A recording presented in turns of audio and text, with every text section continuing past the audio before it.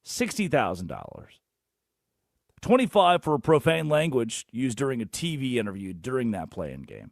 35 utilized 35 of his fine utilized in response to his Bam Adebayo dirty play. And the league saying he created a specific injury risk, yet no common foul, is another reason that it's one of the reasons you point at the NBA and go, what are we doing here, man? How can we not get this right in the moment? And the NBA has upgraded it to a flagrant foul 2. So that flagrant 2, unnecessary, reckless contact, it means Ball should have been ejected in the moment on the court. There wasn't even a common foul, and now the NBA posthumously says, well, we should have just kicked him out of the game. We should have just kicked him out of the game. And so they fine him $35,000. If I'm the Heat, if I'm Spoelstra, if I'm a Heat fan, and Spoelstra did call the move dangerous and stupid and said he should have been thrown out. If I'm them, $35,000 is the cost of another game in the postseason. That's it, $35,000. Do you understand how much money, how much revenue comes in for these NBA teams for every game they play after the 82nd contest of the year is over? The money that rolls in, the cash you get for every game you play in the postseason. And now, if Miami has Bam Adebayo, very good chance they win. Without him, obviously they lost. And they're losing millions of dollars because of this. Oh, but we're going to fine LaMelo Ball $35,000. Can we let's do an experiment, please. Everybody, I want you to hold your breath for 3 seconds. All right, here we go. In 3, 2, 1. 1 Mississippi, 2 Mississippi, 3 Mississippi. All right, breathe. In those 3 seconds, LaMelo Ball made $35,000. In that 3 seconds of clapping is another $35,000. And during that sentence was another $35,000. And in that brief pause was another $35,000. That $60,000 fine's nothing. We're good. Oh, no, I got slapped on the wrist. Maybe I should keep biting ankles in the NBA. You know, what? Another $35,000 during that pause, right? And the NBA decided not to suspend him. And you know who I agree with here? You know who I actually agree with? Somehow, some way, the big bad NBA. I agree with them. I agree with the decision to not suspend LaMelo Ball for Friday's elimination game against the Magic. And you want to know the sick, demented, twisted reason that I agree with the National Basketball Association? Well, that's because I want to see the Hornets win. That's because I want to see LaMelo Ball at full pace. That's because I want to see the Hornets with their star, this story, this team that's developed into the darling of the association. I want to see them at full strength this weekend. Now, you could push back and say, well, Tuesday, didn't you want to see Bam Adebayo with the Heat? Well, I did for 11 minutes, and I didn't the rest of the game. And you know what? For the remainder of that game, it was a really good basketball game. And every 7 minutes, you would think, oh, wow, shoot, Bam Adebayo's not out there. Dang, this game would be so different. But that was Tuesday. This is Thursday. I'm good by now. Now I just want to see best on best in the NBA postseason. I want to see the Hornets find a way into the playoffs. I want to emphasize that during the hearing with the league, Ball maintained he had been hit in the head seconds before the trip occurred. And the NBA can distinguish between reckless or malicious intent. I've watched it 25 times. Malicious? No. Ball's not trying to take Bam Adebayo out of the game. And, man, the NBA is so hesitant already to to suspend stars, if you were to, after a game's over, say, we did not suspend you for what you, we didn't give you a common foul for what you did Tuesday, and we're going to suspend you for a game. You know, that's what Heat fans are asking for. Come on, NBA fans, NBA casuals, come on, take him out, suspend him. No punches, no headbutts, no leaving the bench to start a fight. This is a live ball scramble. Didn't escalate into a fight, not a big physical altercation. It falls into the category for me of, hey, let's just say, hey, we got it wrong in the moment. Probably should have been flagrant in the moment. Slap you on the wrist, grab you a couple free throws, give them the ball, and we move on. The $60,000 or $35,000 for this is not a huge deterrent for LaMelo Ball. But what it does is for 24 hours, it appeases all of us who aren't Heat fans, who aren't following this that closely, and we move on about our day. Like, all right, sweet. LaMelo Ball just lost $35,000. Cool. Doesn't affect my life. I get to see him play tomorrow. And I think that might be the right approach to this. I think it is the right approach to this. Is we still get an NBA star, a budding star, with his budding star team at full strength, at full tilt boogie in the NBA play-in on Friday with a shot at the NBA playoffs on the line. Coming up, time for our biggest losers of the day. This is the Drake Toll Show. The NFL.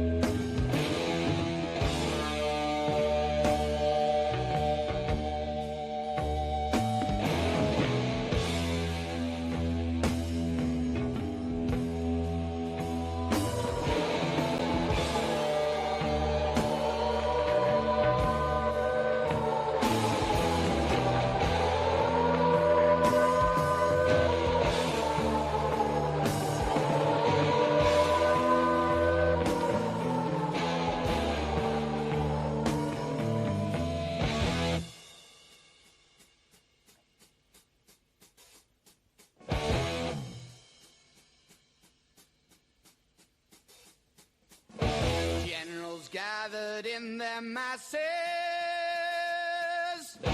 just like witches at black masses. Evil minds that plot destruction, sorcerer of death's construction. In the fields of bodies burning,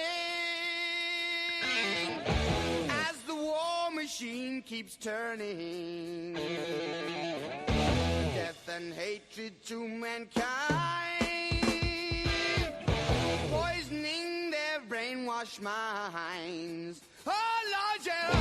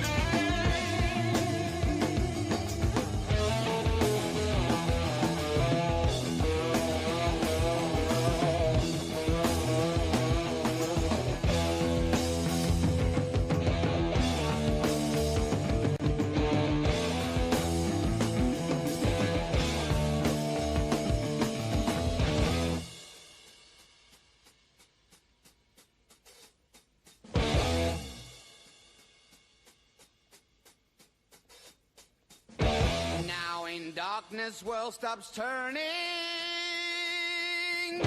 Ashes where the body's burning. No more war pigs have the power. And as God has struck the hour, day of judgment, God is calling. On the knees, the war pigs crawling, begging mercies for the sins. Satan laughing spreads his wings. Oh, Lord.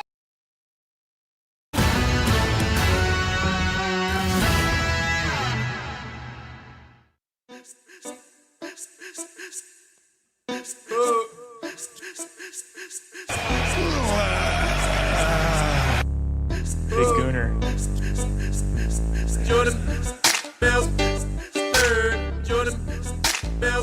Touch yourself. Big Oh Gooner. my gosh. It is the Drake Toll Show. Dirty money, Jordan Belford. Stacking penny stocks while I'm flipping these birds.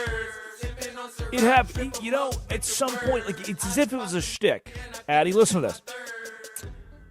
I am, it's a broken record, quad box, top 4 networks on my TV, listening to other radio shows, watching other TV channels to see what sports are talking about. I'm like, man, does our show meet the, because, you know, I feel like modern radio and TV has become so oversaturated, and a lot of these people, they'll bow to leagues, not really give you true opinions. The literal lower right now, the topic bar at the bottom of the screen. What do you want to talk about in the NFL today? What are we doing? What are we doing here? How is that? You know, like, again, you turn on the radio this time of year, you turn on the TV, and it's some guy who you've seen a million times your TV screen. Okay, it's time for Mount Rushmore of top 4 left-handed quarterbacks in AFC history. You're like, why? What does that even mean?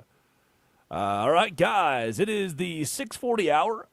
What do you want to talk about in the NFL today? They just pass it around the 6 people that, you know what? No, there's like 9 people in these rooms now on these shows. And they're not even co-hosts. They're just, they pan the camera to a room of 7 people on computers in the back behind a glass screen. I don't even know who they are or what they do.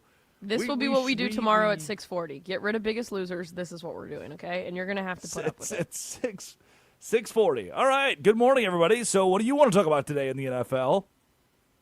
Nothing? Everybody's good? All right. Curtis wants to talk about the Rams uniforms.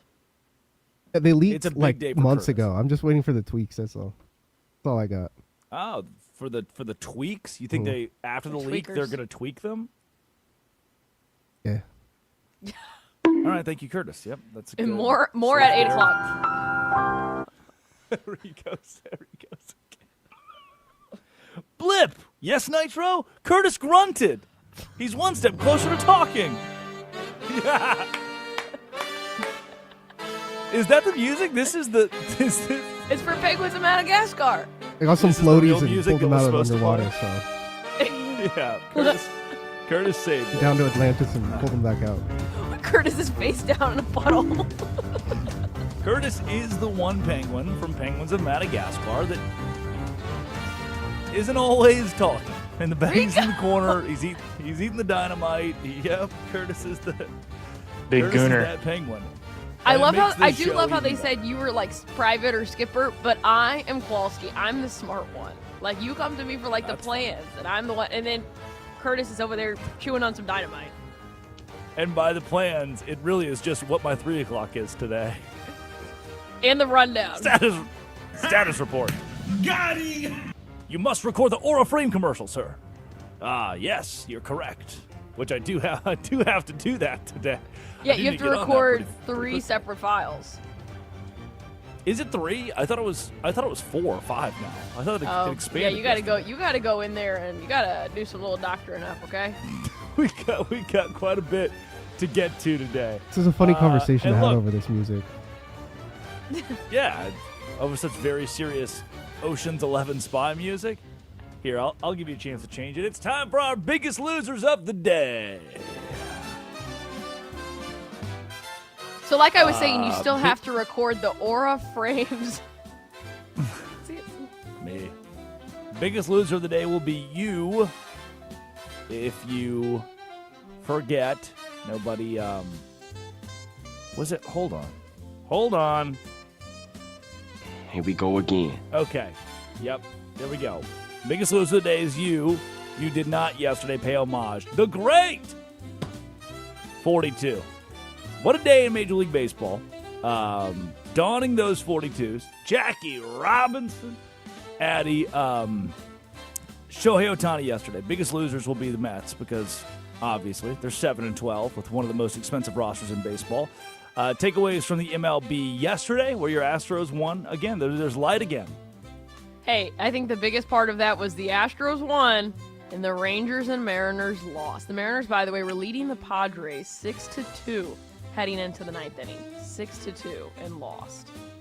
I love it. And yes, Shohei Ohtani's going to be doing Shohei Ohtani stuff per usual. Except, he was on the mound. He was crushing it. The Mets are going to Met. Unfortunately, I think the way they ended their season last season is actually how they're just starting this one. So it turns out you cannot just give all your money to one guy and hope that you have a good roster based off of that. It's a disaster class over there right now. Yeah, get their ass. I don't know if I said it on this show or somewhere else or in my office. Yeah, probably your other show.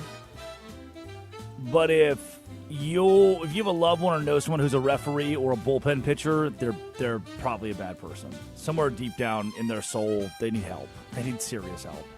It's more so the bullpen thing. I've never heard so few times in life has a human being like, man, I really love our bullpen this year. It just doesn't happen like that. It's just always, of course we lost. We do not call it did you remember whenever they were saying we don't call it the bullpen anymore? I have to apologize. It's the arm barn. I'm sorry to PETA. It is the arm barn. Forgot to leave this show. We have to arm barn. My bad. Biggest loser of the day.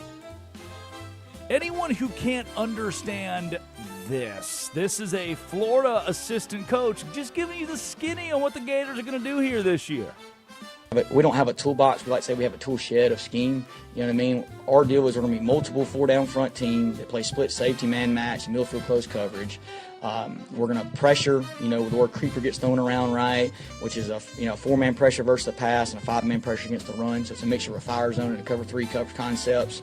We do some other stuff on a five-man process that's different at a four-down front and three-down front.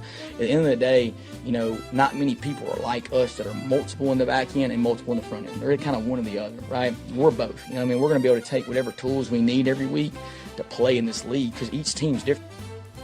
It's like me talking. Wow. Just word vomit. Good morning, team. I'll keep this brief because I know how much is on your collective plates as we stretch the final fiscal half of the year. I want to express genuine gratitude for the resilience I've seen across every department as we're navigating significant market shifts. But the data shows core strategy. That's what this felt like, a corporate email, a corporate Zoom call. You said front end and back end, though. And that just costs like one whole water bottle for you to do that. Dang. Probably like a pond. Golly. Like a big old, probably like Lady Bird Lake. Yeah, where are you gonna put the boat? Oh, Yachty. I'm draining Lady Bird Lake. I almost ran into Oyster Creek yesterday. I was like, I can navigate Oyster Creek. I can boat around this. You cannot. Do you even have a boating license? Yeah. What? Legally, I have to, or I can't boat. Well, I don't know. Golly. I texted you. You were supposed to sign me up for my boating license. Did you I not? Get paid enough. I don't get paid enough for that. It's joke, sarcasm. Nobody. Yeah. I did claim Drake as a dependent on my taxes, so at least there's that. The IRS would audit the hell out of you, and I'd have to be like, IRS dog, I'm gonna shoot you straight. She's being for real. IRS, don't audit her. This is the moment. Biggest loser today. This Major League Baseball bat, Rafael Devers did a number on it. Easy as anybody. Got it. Devers, man, frustration breaks his bat in the very first inning. We're starting to see more signs of that from this Giants team. Oh, it's the first inning. What's he going to do the rest of the game? He broke his bat. He doesn't have a bat now. Addy, I know, it's only April 16th, but can we fire Tony Vitello yet? I mean, do you want to fire Carlos Mendoza then? Do you want to do that? Fire Joe Espada? You want to do that? Yeah, but I've only gotten like a 17-game career sample size from Vitello, and I'm not sure if I like it. My favorite part about this is Rafi Devers. Like, there's a famous video where he saw Jorge Soler break a bat over his knee, and you see Rafi go, oh, whoa. And now he did it, so it's great. It's amazing. Whoa. He also snapped that handle off. Dog, that would have like, I think I would have been crying. I think I would have actually, like, hurt myself. There would have been an ER visit. Hold on. You would be crying if you tried to break a bat? What are you saying here? Yeah, I don't, like, I feel like I just couldn't do that over my knee. You know? No, you can't. I've tried. No one can. It's Bo Jackson levels of break it over your head. Final biggest loser of the day, Diana Rossini. Good answer. Good answer. Touch yourself. Good answer. She tweets out on December 22nd of 2013, it's warm, it's wet, it's weird. Hashtag, I can't say that hashtag. I should not say Commanders. that hashtag. Commanders. Hashtag Commanders. What were they named before they were the Commanders? She just hashtagged that. Thank you, Diana, for being a biggest loser of the day once again. And Spirit Airlines could liquidate as soon as this week, per sources. Thank you, CNBC. Addy Bates produces, Curtis Poindexter runs the board. Westwood One Sports, the Westwood One Sports app. When we come back, it's our obituaries. And the quickie. This is the Drake Toll Show. Westwood One! This is Westwood One Sports.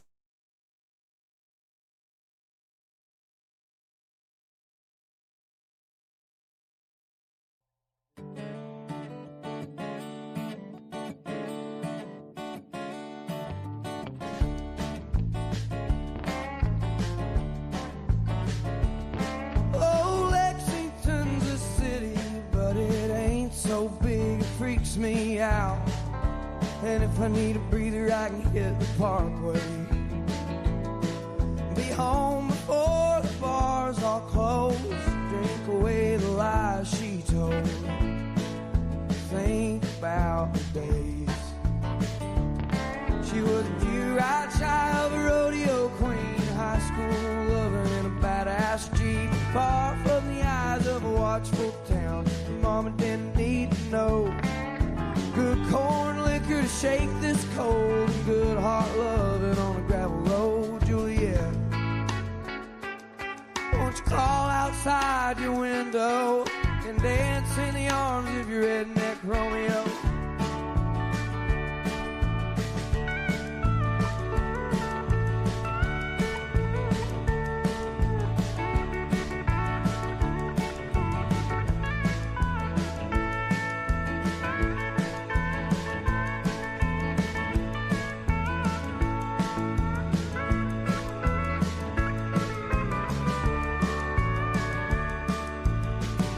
Push came down to shove, I'd be a band for her love. Shoot sharp and walk away. She was good before she changed her name, and I bet that ain't all that's changed. Goddamn, I remember the nights. I was a young punk kid from a dried up town, Cold Car County full of hunting hounds. She was the one who kept those boys at bay. Her high heels and my Red Wing boots, cutting couches in the living room. Juliet, won't you crawl outside your window and dance in the arms of your redneck Romeo?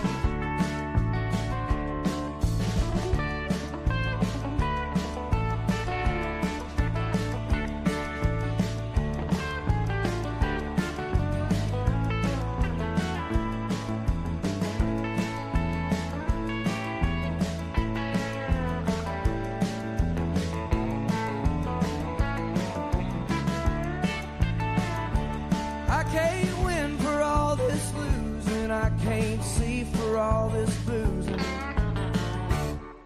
By God, I can keep it together. Just to hold my baby close, get her moving down a county road, make up for lost time. She was a few-eyed child of a rodeo queen. She ran on sex and gasoline, far more money than a boy like me could hold. She went off to paint the town, and I'm stuck holding these mountains down. Juliet, won't you crawl outside your window and dance in the arms of your redneck Romeo? Won't you crawl outside your window and dance in the arms of your redneck Romeo?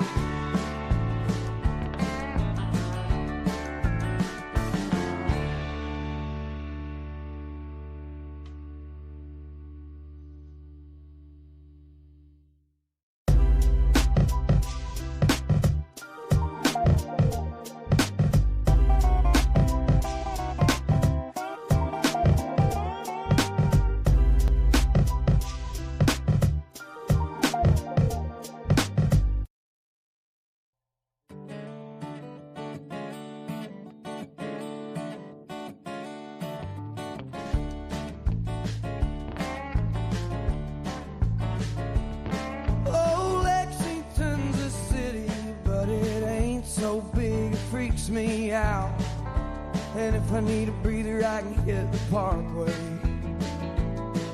be home before the bars all close, drink away the lies she told, think about the days.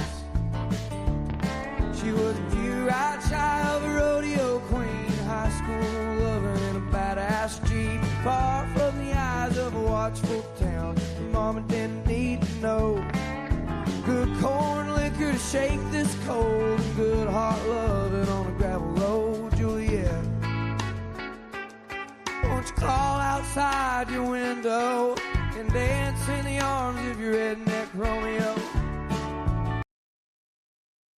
Kodwa sensukwini zanamhla awa sibona kwenzeka kanjani awa amantombazane. She's a rich girl, she don't try to hide it. Diamonds on the soles of her shoes.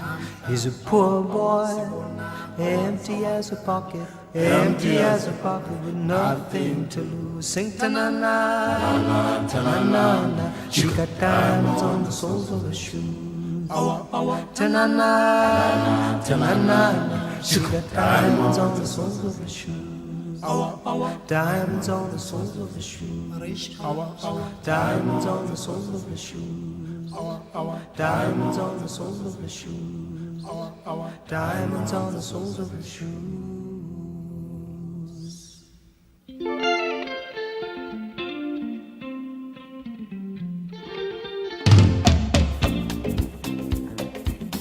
It is the Drake Toll Show.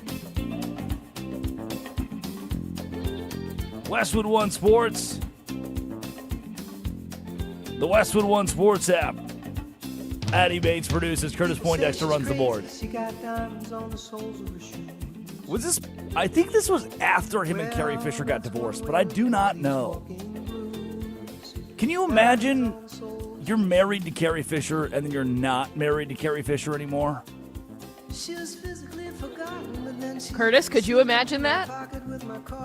Younger Carrie Fisher. Well, yeah. It says Leia, yeah. She is dead. Yeah, that's a good point. Curtis, hold on. Curtis is kind of cooking here. She is not with us anymore. So it's tougher to imagine now. They were only married for like a year or so. What? Yes. No, I thought they were married for like 10 years. Whoa. I think they were together, but like married. This album is whenever he was kind of like going to Africa, getting these musicians and putting together this insane. Oh, I might listen to this record later today. I got it somewhere over there. Oh my gosh, yeah, they were only married for a year. That's a really brutal. I know, Ball. She only ever married Paul Simon too. Just a short little guy. He's still out. He's probably listening today. Whoa, whoa, whoa. There's nothing wrong with being short. The guy you've been going on dates on, how tall is he? 6'3". Okay, yeah. So what do you? Yeah, okay. I'm sure. Or are you defending Paul Simon, right? Okay, Some of us are. You're not Paul Simon. Yeah, but he's my height. Some of us are vertically challenged. Can't relate. Gosh, and then he releases Graceland, which is that whole Graceland song's about him taking a small child. Okay, then yes, it's post-divorce because he's taking his son. Is it really the same album? He's taking his son to Graceland because he's got divorced. He's like, which is such a weird concept. He's like, I'm looking at my son in the back of the car. I'm divorced with Carrie Fisher. I'm going to Graceland. You're like, wow, Paul. Jeez, trauma dump on us. Do you want to know how awesome this album is? Yeah. So like the big hits, it has this one, then it has Graceland, and then it has You Can Call Me Out, all in this album. Does it really? Him and Chevy Chase. That's why she divorced him, because his friendship with Chevy Chase. Dun, dun, dun, dun. They do the little knees thing and the chairs. Man, down the street, he says. Do you think Chevy Chase has CTE? I think he's actually just an ass. If we keeping a buck right now, we ass. Like most people who've been around him have said that. I am sunburnt today. Come to find out, yesterday, UV 10 in the waters of Savannah, Georgia, next to Tybee Island, coastal waters. The sun is bad. The sun will hurt you, and no amount of sunscreen can protect that. Do we have any idea what to do once sunscreen is no longer working? Well, Please. you have to reapply sunscreen. But I don't want to. Okay, so then this is just user error, and then you can be in our Idiots of the Day. Okay, thank you. It's time for the obituary. The Los Angeles Clippers outscored like 38-20 in the last 9 minutes of this game. They just got pummeled. What are we doing, Clips? They just clippered what are all we over doing? themselves. Yep, they clippered all over themselves. 126-121 the final score. It seemed certain the Clippers were going to win. They were up 13 points in the fourth quarter at one point. Even though the Warriors pulled within 4, 103-99. Warriors pulled within 4. The Clippers re-extended the lead, 108-99, just to lose the game. There was 6.5 minutes to go, up by 9. 6.5 minutes to go, and the Warriors end up pulling away the victory, 126-121, swiping it from the Clippers. 76ers over the Magic as well, 109-97. Also dead today, War. What is it good for? War is dead. We got it. 8 wars over. Is this one the next? Here you go. I've read the greatest. Look, I ended 8 wars. A 9th is coming. But I ended 8 wars. Nobody's ever ended 1 war. Who's ended 1? Nobody. I ended 8. No, he lied because he said I read. He doesn't read. Yeah. I didn't know that we had the 8 wars were news to me, but we've ended them, so don't need to worry about those anymore. The 9th is on the way, and I asked this question. I was talking to somebody recently. They're like, well, sports radio, do you stay out of politics? It's like, yeah, we stay out of politics. Like, I don't, who's Republican, who's Democrat, who's Libertarian? I don't really, it's not what the show's for, obviously. But when I did tell, I was like, when we went to war, there was that one day where I opened the show with like, well, 2 hours ago, we went to war. You can't really avoid that one. You kind of have to talk about that on the radio show. And Addie, you're the producer. You know things. Are we still at war? What's going on here? It came in so fast and so hard. Well, a 9th one is coming, as they said there. A 9th one is coming. We're ending 8. 9th one is ending? Okay, yeah. No, a 9th one is coming. No, he said coming. Oh, whoa, okay. Not good. So there's a chance we're probably going into another war, maybe with Canada, Mexico, England. I don't know. Throw a dart at a map. That's probably the country we're going to war with. Yeah, I believe we still are. We need you and your boat to go open up the strait. Yeah. Open it up. I will not be able to boat to the strait or open the strait. I can barely Loser's boat mentality. Through Oyster Creek. I can't. I'm learning the Bull River as we speak. Imagine the news headline. Banana opens you understand? strait. Banana opens strait is good. And it's your like party animal picture. Nitro. Did you hear what Curtis said? Curtis, it's a stroke of genius. That's what they call me. I did. Have either of you driven a boat before? Have you captained a boat? Yeah. Yes. Okay. Hit a rock though, so I never did it again. I find issue with docking the boat. Getting the boat to the... Don't dock the boat. Don't dock the boat, baby. Dock the boat. I don't understand how you're supposed to wedge the boat in. How do I parallel park a boat? Not good. Not easy. Just tuck the sides in and hope for the best. I can parallel park a car with the best of them. I can parallel park a car right here, right now. Without a rear view camera? Linnell can cook during the show. I'll parallel park during the Drake Toll show. That should be our bit, our segment in the morning. Let's do that tomorrow. I would do that. But the boat's different because the road doesn't move. The road just kind of stays there most of the time. The water and the wind just so happen to be throwing you, jostling you in multiple directions. That's the part that I do not like. Obituaries, dead today. Any idea that this post, this Christ-like figure, was actually meant to be the president crossing over with the Lord and Savior?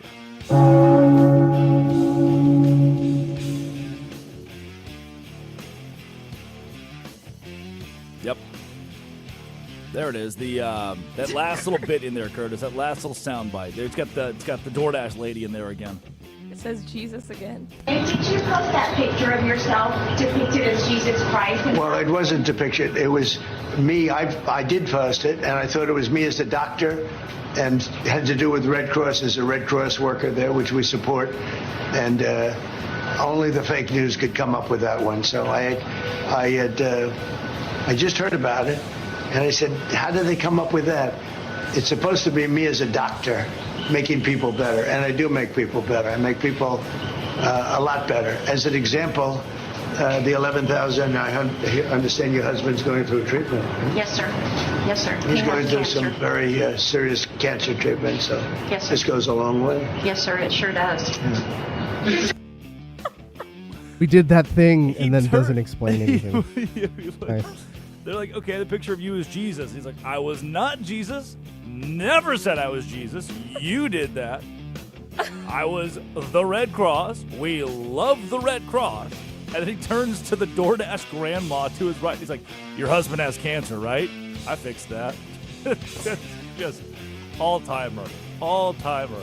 Of course I'm not Jesus. I am the Red Cross. Idiots. Those are our obituaries today. It's time for the Quickie Top 5 headlines and all of sports. Addy Bates reads them. Drake Toll responds. Here's your first headline. Liv CEO shoots down speculation. Says 26th season unaltered. Whoa. Liv CEO shot who? Speculation. I shot the sheriff. But I did not shoot speculation. Curtis, can you get on that? Can you get on that, Curtis? Only if privates are involved. If not, you're SOL. Sorry. That's right. Curtis is a privates investigator. We've learned that. We've been very clear. Nitro and Blip. Big Gooner. His two teammates that he helps every day in the detective field. You know what? Live Golf could be right here, right now in front of me in my electric shed in Savannah, Georgia that I record this show from, and I wouldn't even know. It is Live Golf in the room with us right now. The lack of prominent TV coverage that Live gets, the fact that I can never watch it, the fact that most of those players have fallen to the wayside by now, is indicative of a dying product that no one really cares about. But when the Middle Eastern oil barons sign up to pay you all of their monies to hit the golf ball around, then you can stay alive as long as you want. So that'll keep Liv afloat. That'll keep him going. Shohei Ohtani pitches but doesn't bat for first time since 2021. Says he's still sore from hit by pitch. Yeah, we really took away the Dodgers last night by not having Shohei Ohtani hit. I bet the Mets like, oh, thank God, Shohei's not hitting. Tonight's our night. And he's bruised up after his hit by pitch. He's not feeling great. He's not 100%. Come on, boys. This is our night. We are young. There's a fire in our soul. Going in, we should get that MP3 for the show. That's how the Mets felt going into the game last night. Dodgers still put up 8 runs. Oh, and Shohei Ohtani pitched 6 innings, 10 strikeouts, 1 earned run. The Dodgers on Jackie Robinson night. Homage to the Brooklyn Dodgers. And first time he's not in the batting order since pitching a game in 5 seasons for Shohei. And worked out pretty well for Ohtani, the greatest player to probably ever touch the dirt. Tyrese Maxey scores 31, and Sixers beat Magic 109-97 in play-in games, so they advance to the series versus the Celtics. Yeah, man. Nuke Christensen. Nuke came on yesterday and said, hey, look, Tyrese Maxey is the guy. He's the catalyst. He'll be the reason the Sixers win the game and take the 7 seed. And the Sixers did take the 7 seed. I blown away. Desmond Bain, 34 points.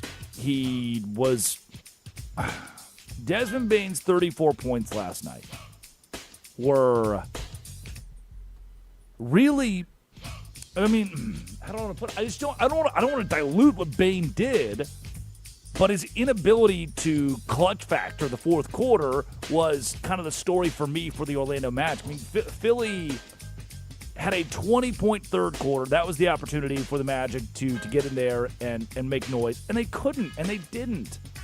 109-97. Sixers pull away in this one, win it by a dozen. Tyrese Maxey is the reason. Oh, no! You don't have Joel Embiid?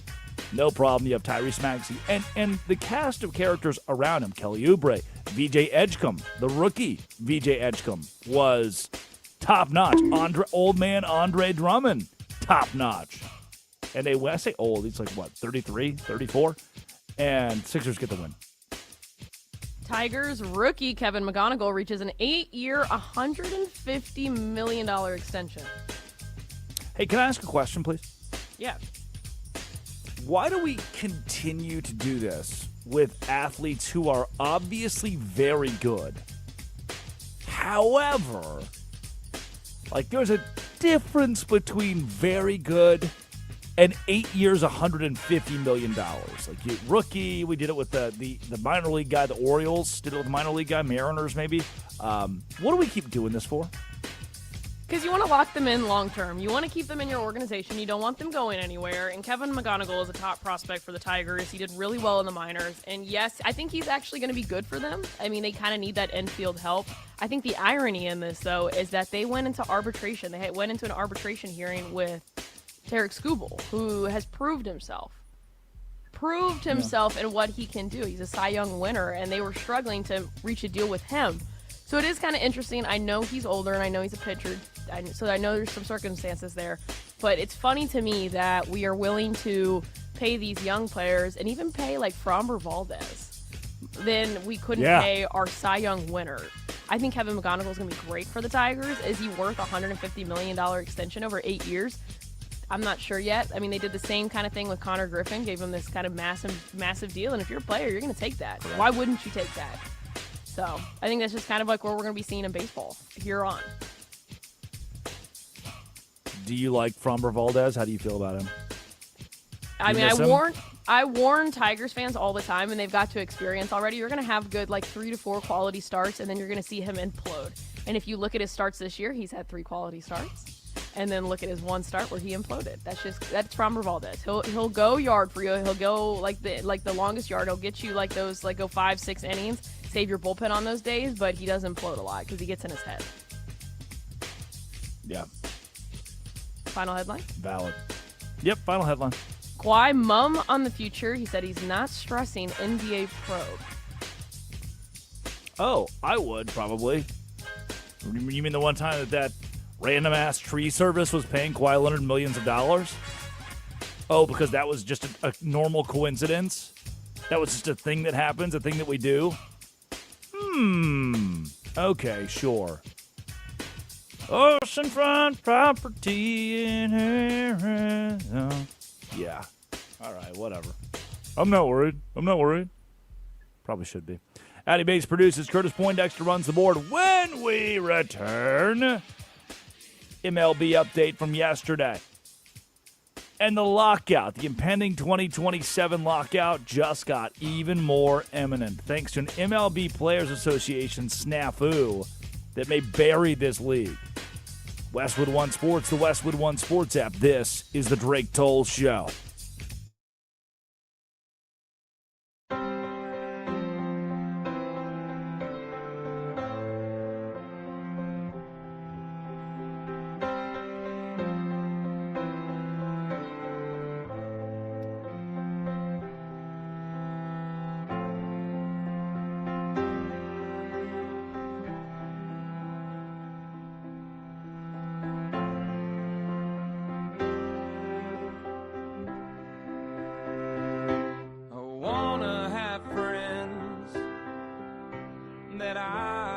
Trust that love me for the man I've become, not the man that I was. And I wanna have friends that let me be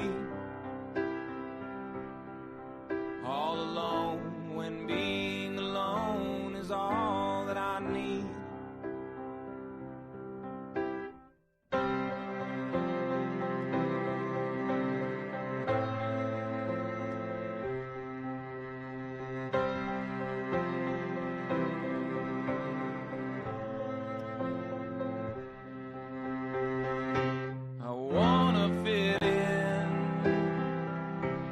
Perfect space, feel natural and safe in a volatile place, and I wanna grow old without the pain, give my body back to the earth and not complain.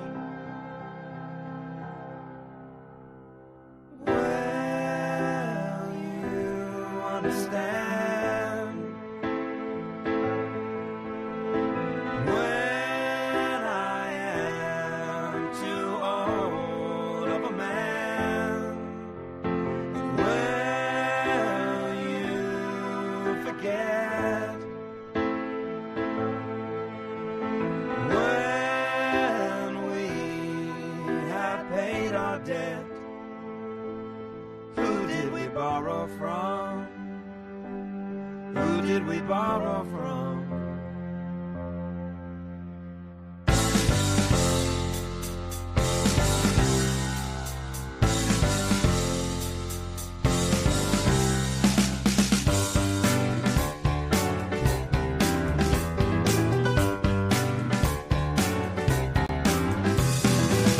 Okay, part two, now clear the house. The party's over, take a shower.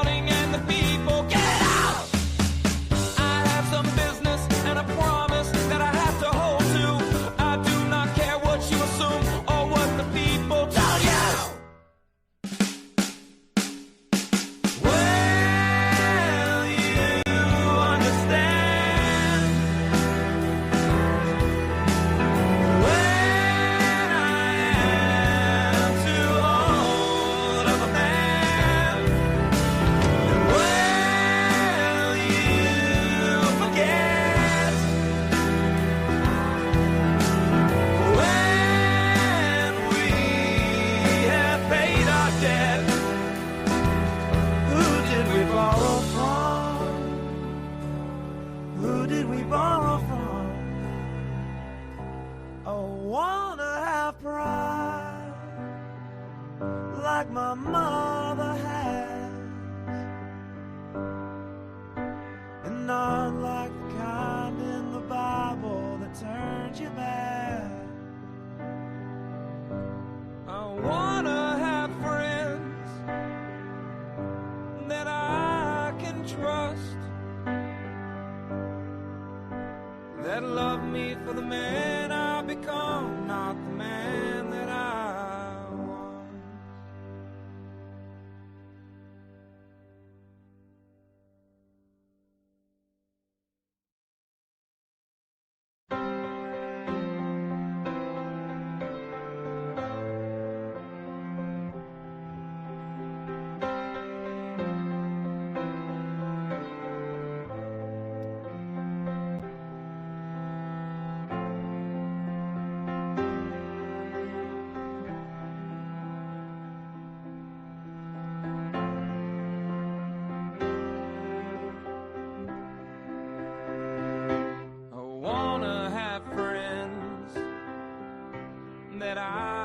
can trust,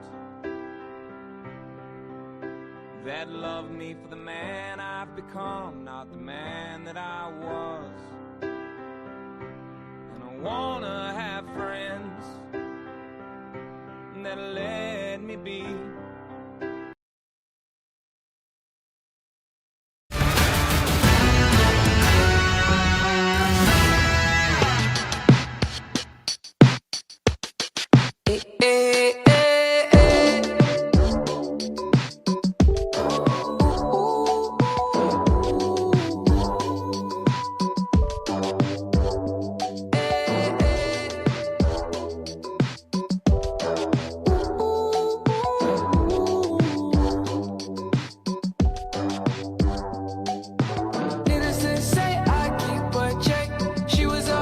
Drake Toll Show.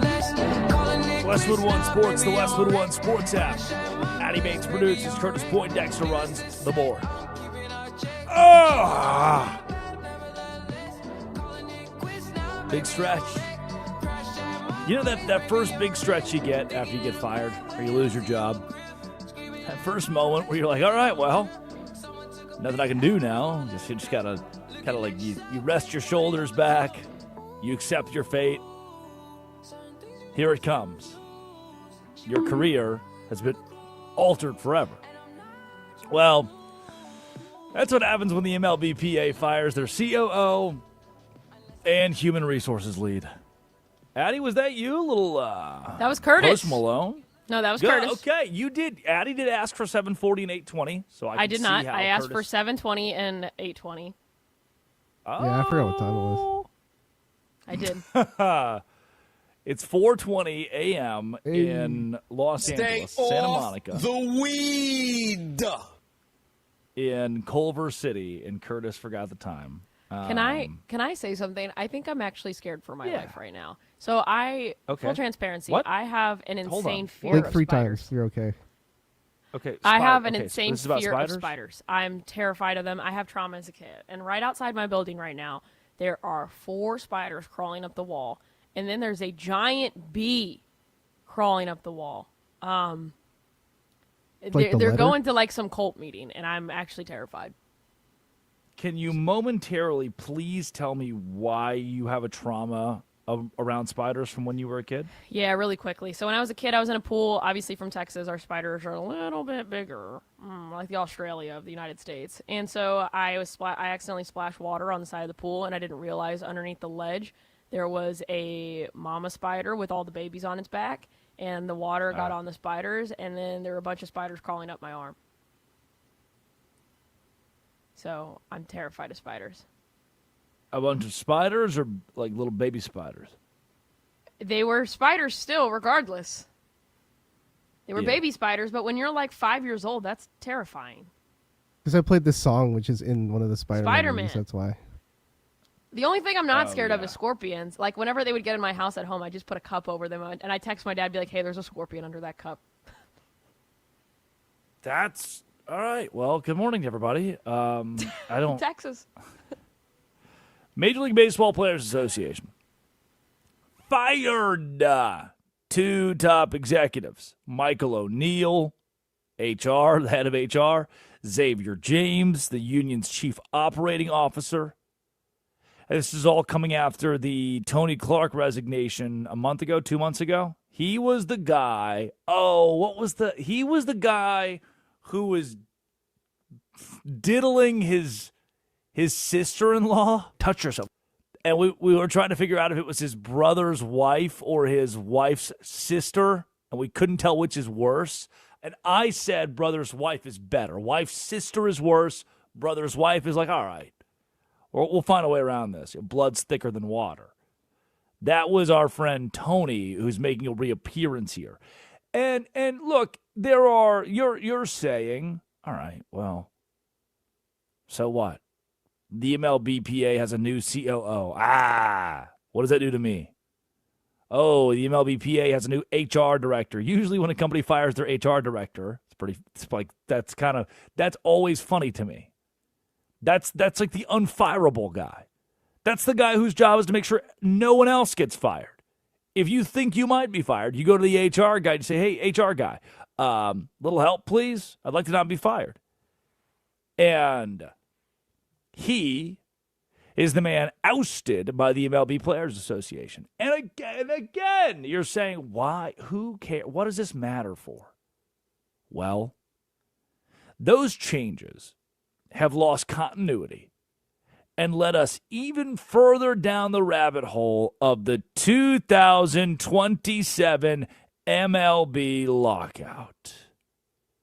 And that should be, I think every MLB broadcast in 2026 should be talking about this, considering this, understanding what is coming. Is if you like Major League Baseball, you're about to just not have it anymore. There is a looming lockout that has become the story in 2026 as it pertains to 2027. And the issue, the nuclear issue, is this salary cap showdown. So let's put you into this situation. You are Mike Trout, okay? You'd love to make money. Mike Trout could never play for the Marlins. Like, legally, he cannot play for the Marlins. He won't. He just can't. You say, well, why?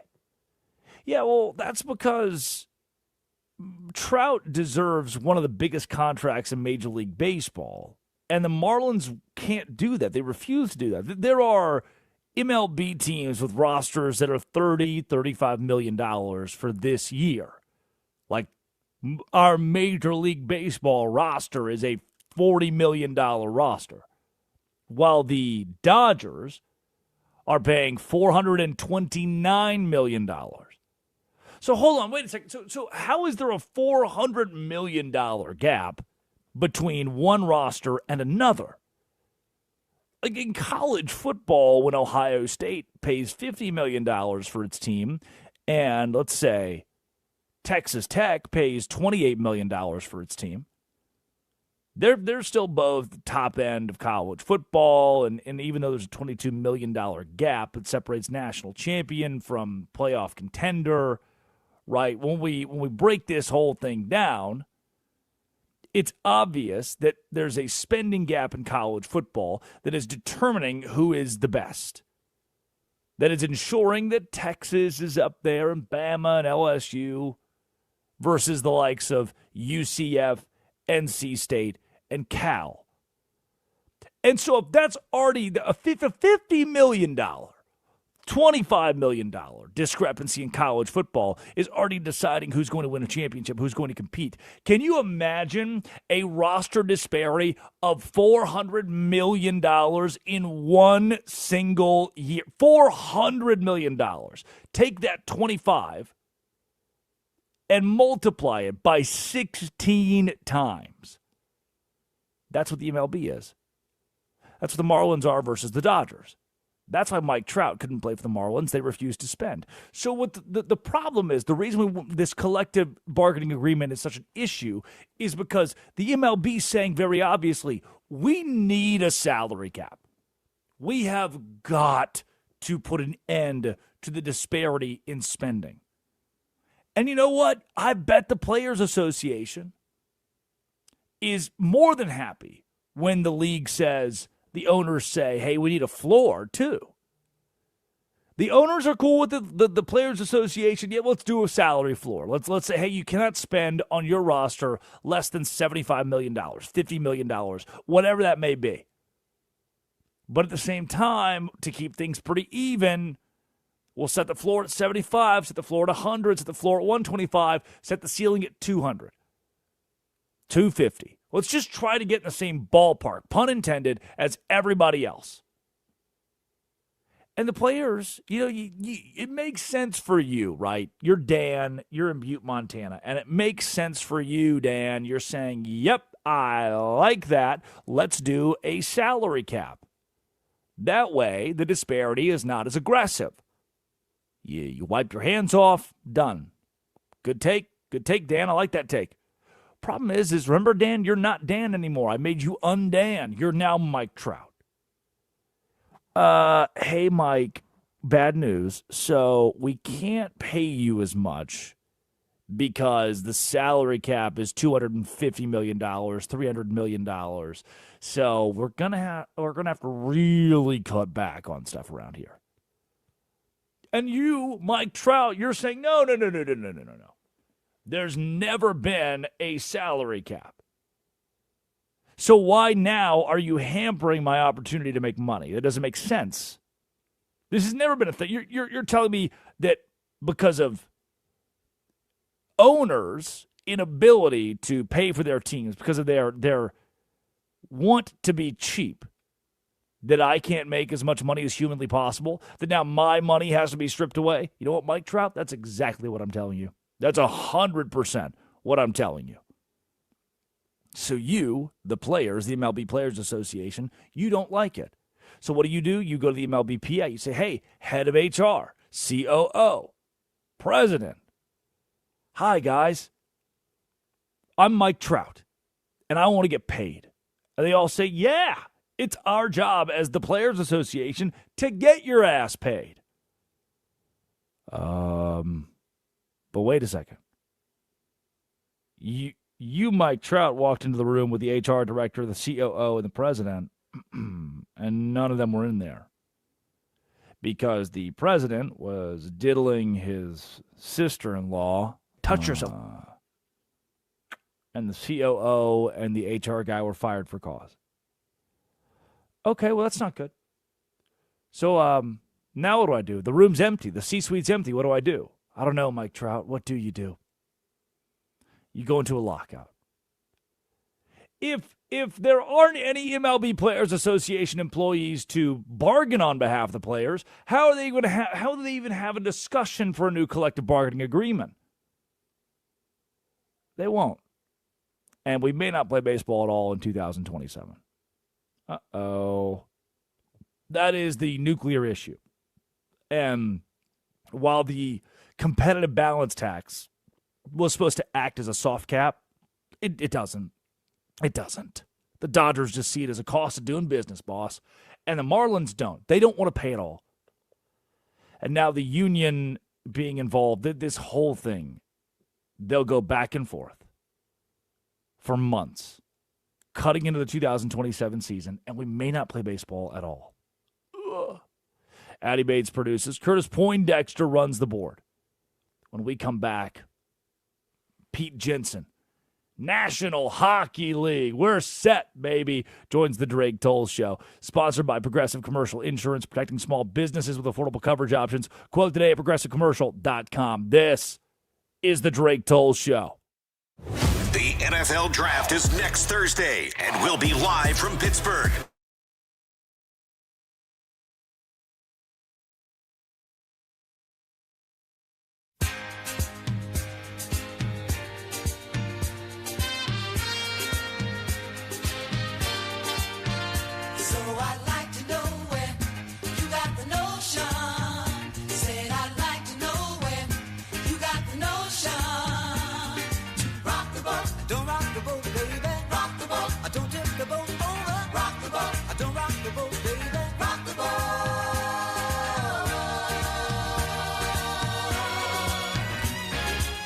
Since our voyage of love began, your touch has thrilled me like the rush of the wind, and your arms have held me safe from a rolling sea. There's always been a quiet place to harbor you and me. Our love is like a ship on the ocean. We've been sailing with a cargo full of love and devotion. So I'd like to know where you got the notion. Said I'd like to know where you got the notion. Rock the boat, don't rock the boat, baby. Rock the boat, don't tip the boat over. Rock the boat, don't rock the boat, baby. Rock the boat.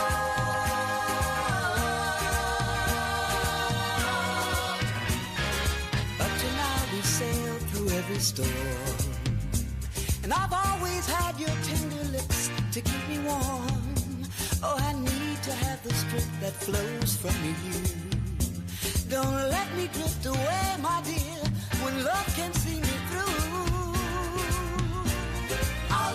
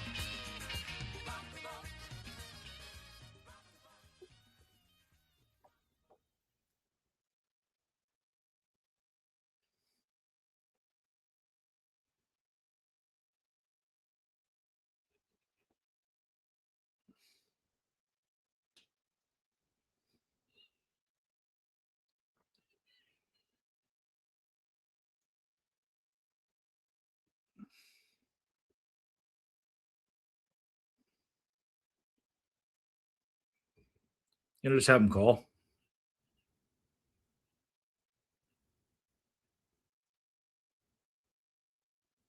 If he just wants to call, that's also okay.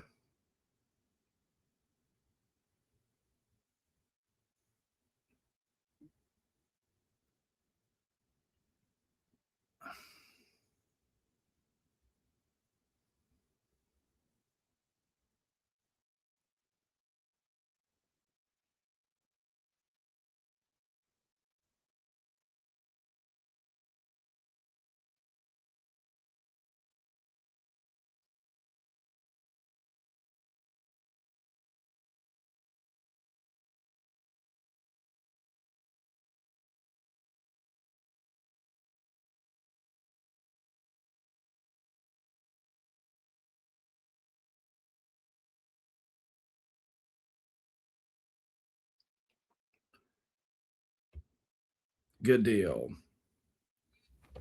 Yep. All right. Let's see. Hold on. It's the new one. There we go. There we got it now. Nice. Hey, Pete, how you doing? Hey, how's it going? Can you guys hear me okay? Loud and clear. We're about 10 seconds out, so we're going to hop right into it if you're ready. Cool. Let's do it.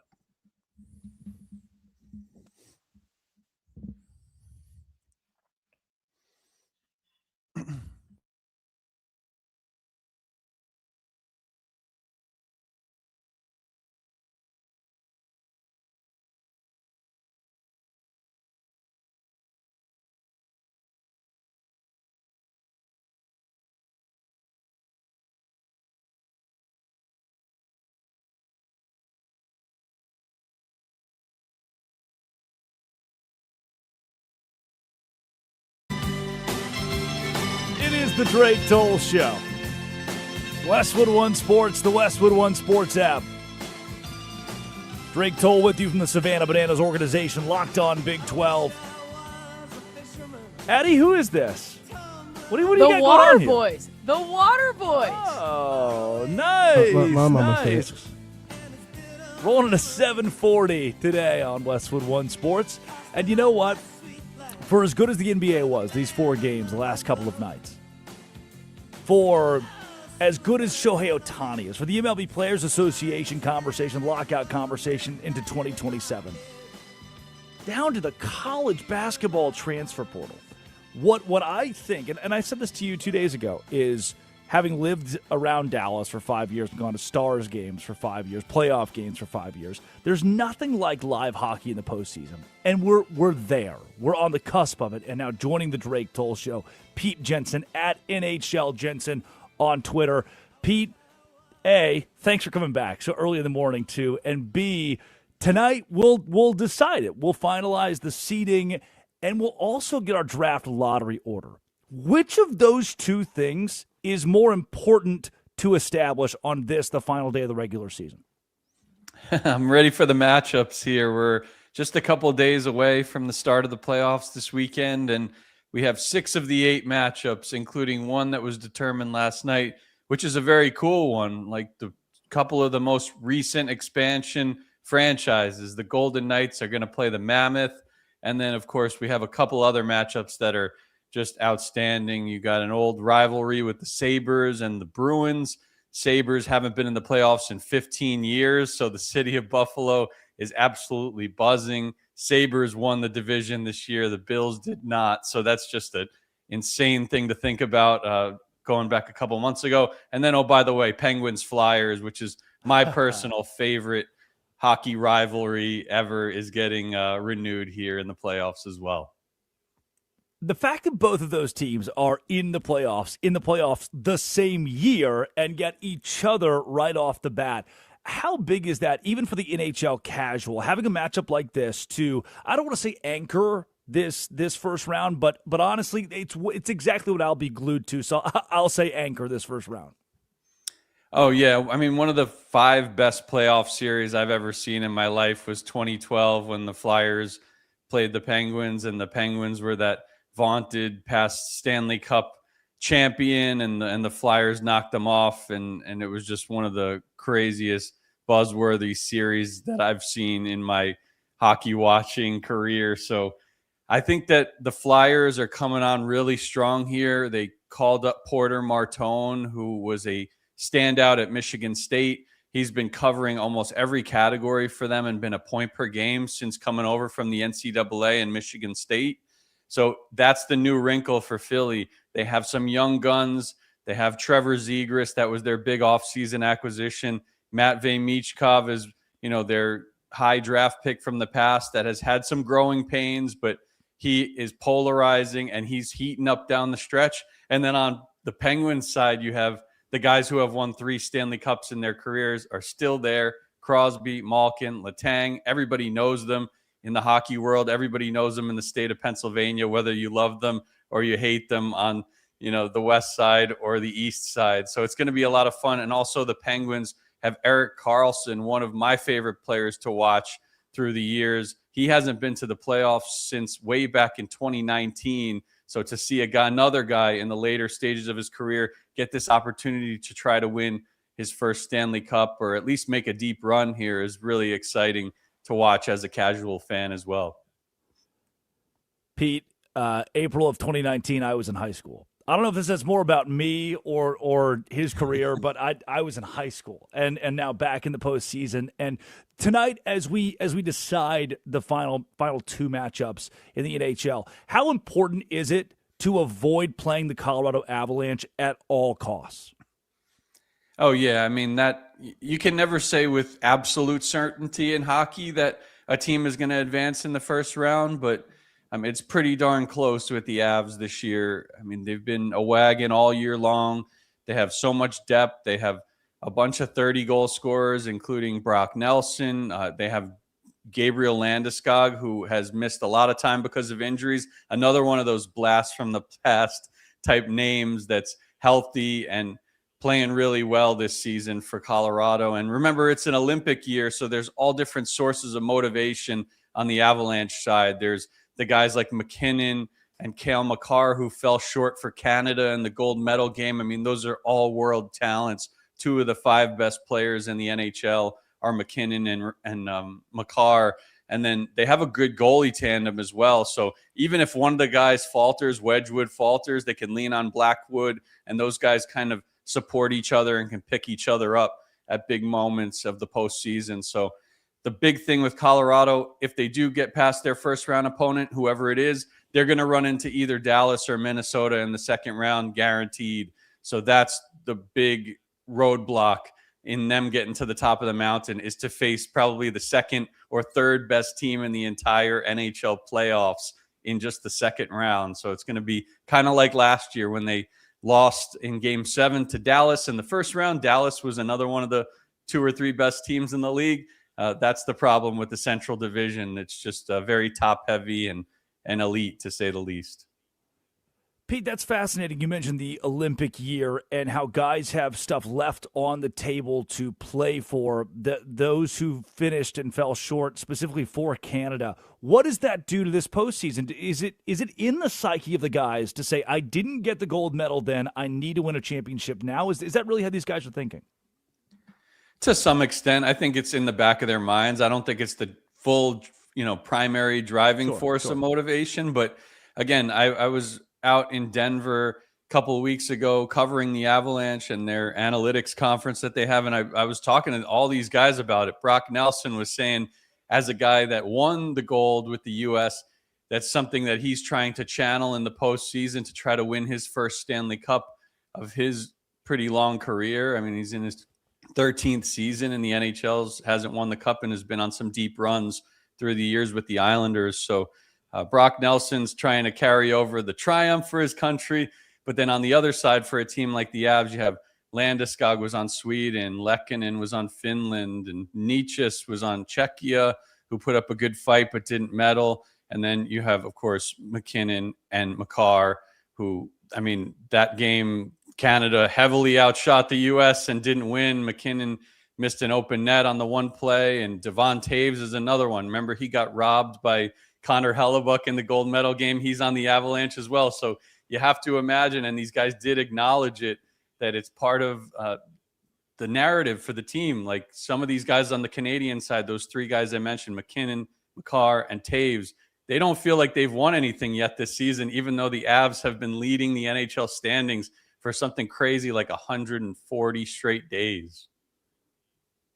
I want to embody and encapsulate the spirit of Dallas Stars fans for a second, if I may, Pete. By the way, joining the Drake Toll Show, Pete Jensen at NHL Pete on Twitter. I spent 5 years covering the team when I lived in Texas, and there was always the conversation this time of year. Is the Stanley Cup coming to Dallas? Is this finally the year? Is this the postseason run where it clicks? And the answer has been no for now decades. Is that the case again this year, or is there something that gives you faith, hope, that extra edge in 2026 that the Dallas Stars can or would pull it off in a year where the Avalanche have been so dominant? Really difficult first round matchup for the Stars. I'm not going to lie. The Minnesota Wild are not the usual cakewalk first round playoff exit type team. The Wild are a top 5 team in the NHL this season in the standings, and also in terms of their upside. When you look at their star power with Kirill Kaprizov, and they got Quinn Hughes in the big trade during the season, and they have Matt Boldy, who's another Olympic hero and a 40 goal scorer, and low-key one of the top 10 goal scorers in the whole league, and they're a very deep team with a combination of youth and veterans. So worried about that matchup, not going to lie, but Dallas can certainly beat anybody in front of them any given series, especially, during the regular season. You have your hiccups, your home losses, and your disappointments along the way, but Dallas was the second best team in the Western Conference, and they are one of the deepest forward groups in the whole league. Couple other things I'm worried about with the Stars: Roope Hintz and Miro Heiskanen are banged up heading into the postseason. We don't know if they're going to be ready for game 1. I'm sure both of them will be ready at some point in the first round, but that's another thing. It's another layer to the whole thing that makes you worry a little bit in the big picture. So, obviously the top line in Dallas is as good as any line in the whole league, with Mikko Rantanen healthy and Wyatt Johnston and Jason Robertson, but it's all going to come down to the 5-on-5 play. We know Dallas has an elite power play. And then the goaltending, Jake Ottinger. Are we going to see 900 save percentage Jake Ottinger? Or are we going to see something more like 910, 915? If he can get you 910, 915, they might win the cup. Wow. Love it. Pete, before we get you out of here, Alex Ovechkin. And go. We haven't seen the last of him in the NHL, have we? He hasn't decided yet. It was kind of like a mini farewell tour of sorts. He waved off the handshake line with the rival Penguins. There were a lot of good graces, of course, between him and Crosby. It's a lot different than it was earlier in their careers. It seems like they both really appreciate what each other has meant to their storied career, their illustrious long tenures with their teams. Crosby and Ovechkin have both been with the same team for over 20 years. So it's crazy to look back. And if it is the end, it's something that clearly a lot of people have grown to appreciate in recent years. When, obviously Ovi got over the hump in 2018, won the cup. That was a huge thing for his resume and everything like that. All those questions were answered. And then last year, winning, passing Gretzky for the goal chase, and then not only exceeding, but going from over 900 goals to over 920 this year. So a little unfinished business because they missed the playoffs, and they have a pretty good young core. They have these guys coming up. Cole Hudson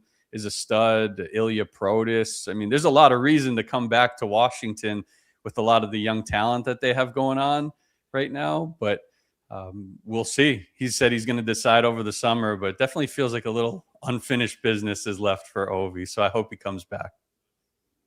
I love it. Pete, thanks so much for your time. Anytime, guys. Looking forward to the playoffs. They'll be starting this weekend one way or another. We've got 6 out of the 8 playoff matchups. You can check out our coverage, NHL.com/fantasy, NHL.com/edge, and the NHL Fantasy on Ice podcast. We'll have all the fantasy betting, advanced stats, angles covered heading into the postseason.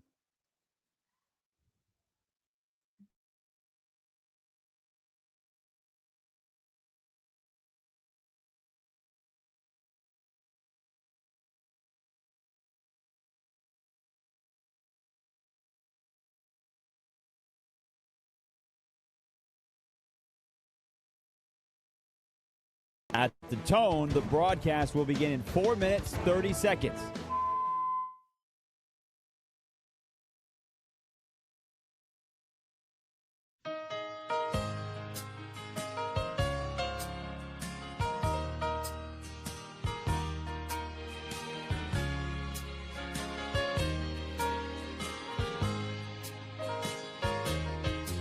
I don't know why I keep on believing you need me when you've proved so many times that it ain't true. And I can't find one good reason for staying. Maybe my leaving would be the best for you. But these rose-colored glasses that I'm looking through show only the beauty, 'cause they hide all the truth. And they let me hold on to the good times, good lines, the ones I used to hear when I held you. And they keep me from feeling so cheated, defeated, when reflections in your eyes show me a fool. These rose-colored glasses that I'm looking through show only the beauty, 'cause they hide all the truth. So I'll just keep on hoping, believing that maybe by counting the many times I've tried, you'll believe me when I say I love you, and I'll lay these rose-colored glasses aside. These rose-colored glasses that I'm looking through show only the beauty, 'cause they hide all the truth.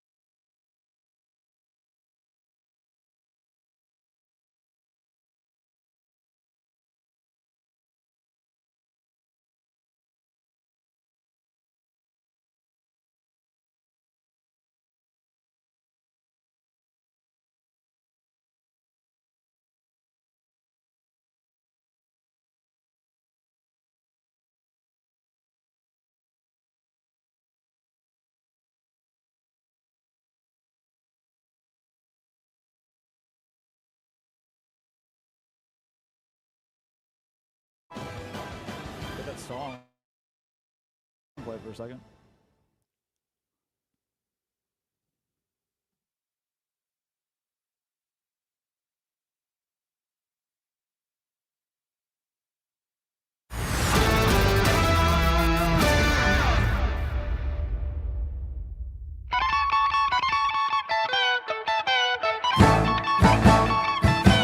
I have cheated hard myself.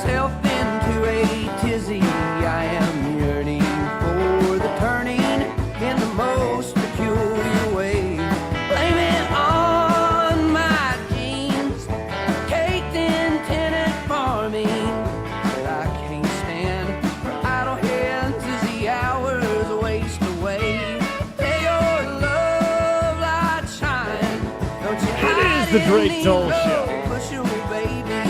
My goodness, man. To what do we owe the honor of a week like this? The NHL postseason, the NBA postseason, or it's technically postseason play-in tournament into the playoffs that begin this weekend. The MLB and Shohei Ohtani. Greatest to ever do it? Yeah, come on, man. Come on, man. We're comparing this guy to Honus Wagner. I mean, come on. And then in the midst of all of that, the NFL draft. You'll find out. You're a Jets fan, huh? You're a Steelers fan. You're a Tampa Bay Buccaneers fan, a Rams fan. Who will you get that transforms your franchise for years to come? Right here on Westwood One Sports, the Westwood One Sports app. It is the Drake Toll Show. Drake Toll with you from the Savannah Bananas organization, Locked On Big 12, and John Ledard at Ledard NFL Draft. Now joining the show. John, before we even get to the NFL Draft, for a Steelers guy like yourself, what the hell is Aaron Rodgers doing? That is a great question, and I think everyone would like to know. I thought he wasn't going to leave us hanging this year. That's what he said. He said it'll be a quick decision this year. Well, nothing happens that way for Aaron Rodgers. I think we know that. Yeah, it has come to, I at least have come to the realization, Aaron Rodgers is an interesting human being. I think that's the PC word that I'll use today. And certainly after his career, we can deduce what exactly the last few years of his tenure in the NFL have looked like.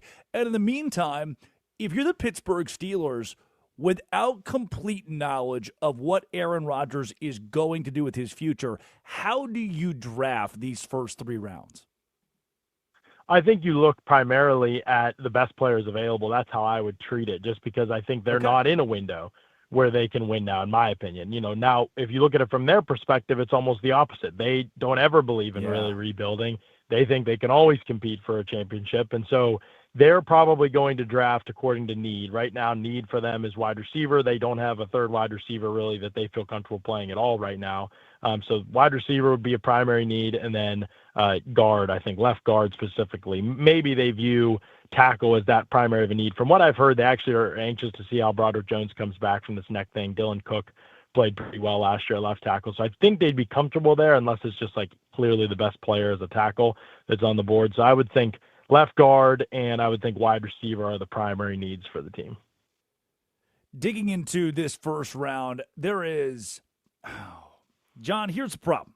We get to this time of year every year, and here comes the big media, legacy media with, the Dallas Cowboys are going to make a trade to get into the top 5, to get into the top 10. They see their guy. They want their guy. Is this a year where the Dallas Cowboys make a trade to get in the top 10, the top 5, or is that just further draft buzz to drum up publicity? I do think because the Cowboys are always like kind of open for anything, they're like a perfect team because they obviously have this huge following, and so you're right, national media like seizes them as a talking point. It's basically the Cowboys moves and quarterbacks that drive kind of the offseason for a lot of the national media. And so this draft, obviously very short on quarterbacks, so the Cowboys are kind of the next best thing for them. So there's been a lot of buzz about it, and I think the Cowboys, to their credit, it's realistic enough that you could talk about it because they are a team that will wheel and deal and do some crazy stuff. And so it wouldn't surprise me at all. This class is not high on really great blue chip talent.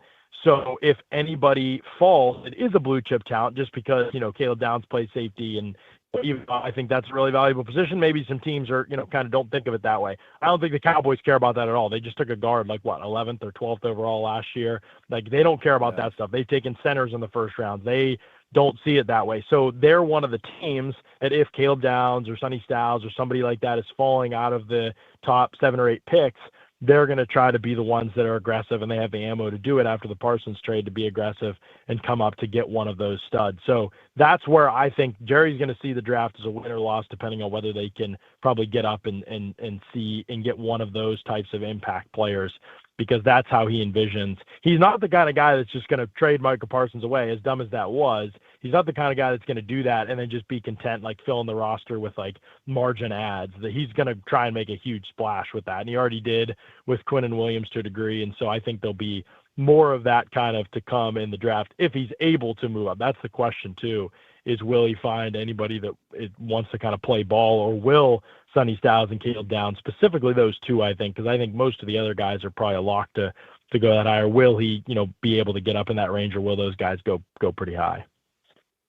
John Ledard on the Drake Toll Show at Ledard NFL Draft. You can follow him on Twitter right here, right now. John, let's talk quarterback a bit, and that is a huge portion of the buzz around this draft class in 2026. And a big reason why is Fernando Mendoza, 1-1, and then past that, there might not be another quarterback taken in the first round. I know, obviously, Ty Simpson has gotten the pomp and circumstance of the offseason, been a talking point.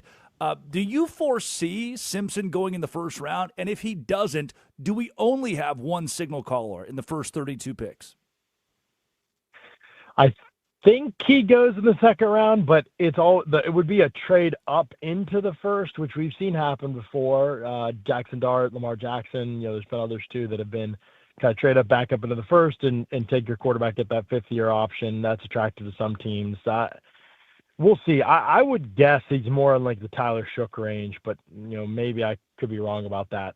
So I would say, but I think if you watch him on tape and you think of how young, how inexperienced he is and how much he could benefit from continuing to play, that Alabama offense is really interesting. It's pretty aggressive downfield passing attack, and so he really ripped that thing, and he throws the intermediate ball better than most quarterback prospects, to be honest with you, which is typically one of the things we look at when you look at like the mark of successful offenses and successful quarterbacks in the league.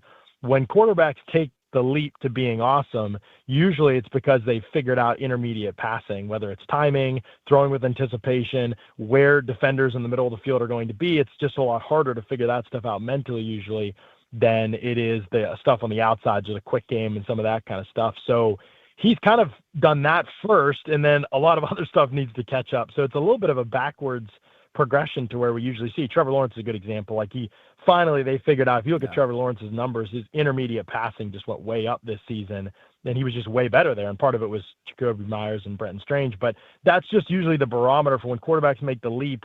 That's an area of the field that 10 to 19 yards from line of scrimmage is where we see a lot of statistical and success rate indicators, pointing to that kind of success. So for me, Ty Simpson has done a lot of that stuff really well in college, which is really intriguing.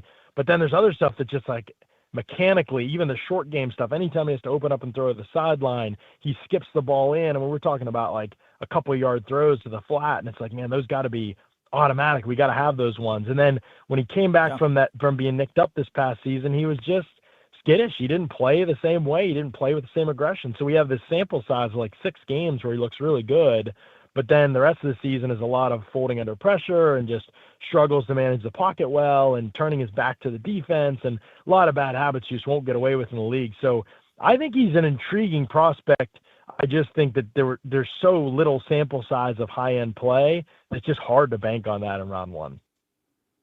7 days to the NFL draft, and Fernando Mendoza has by and large been the one steady thing ever since the season wrapped up in college football, and now going into the draft as the number 1 overall pick to the Las Vegas Raiders. Have the Raiders had their guy for months now? Was there any discussion to not go Mendoza 1-1?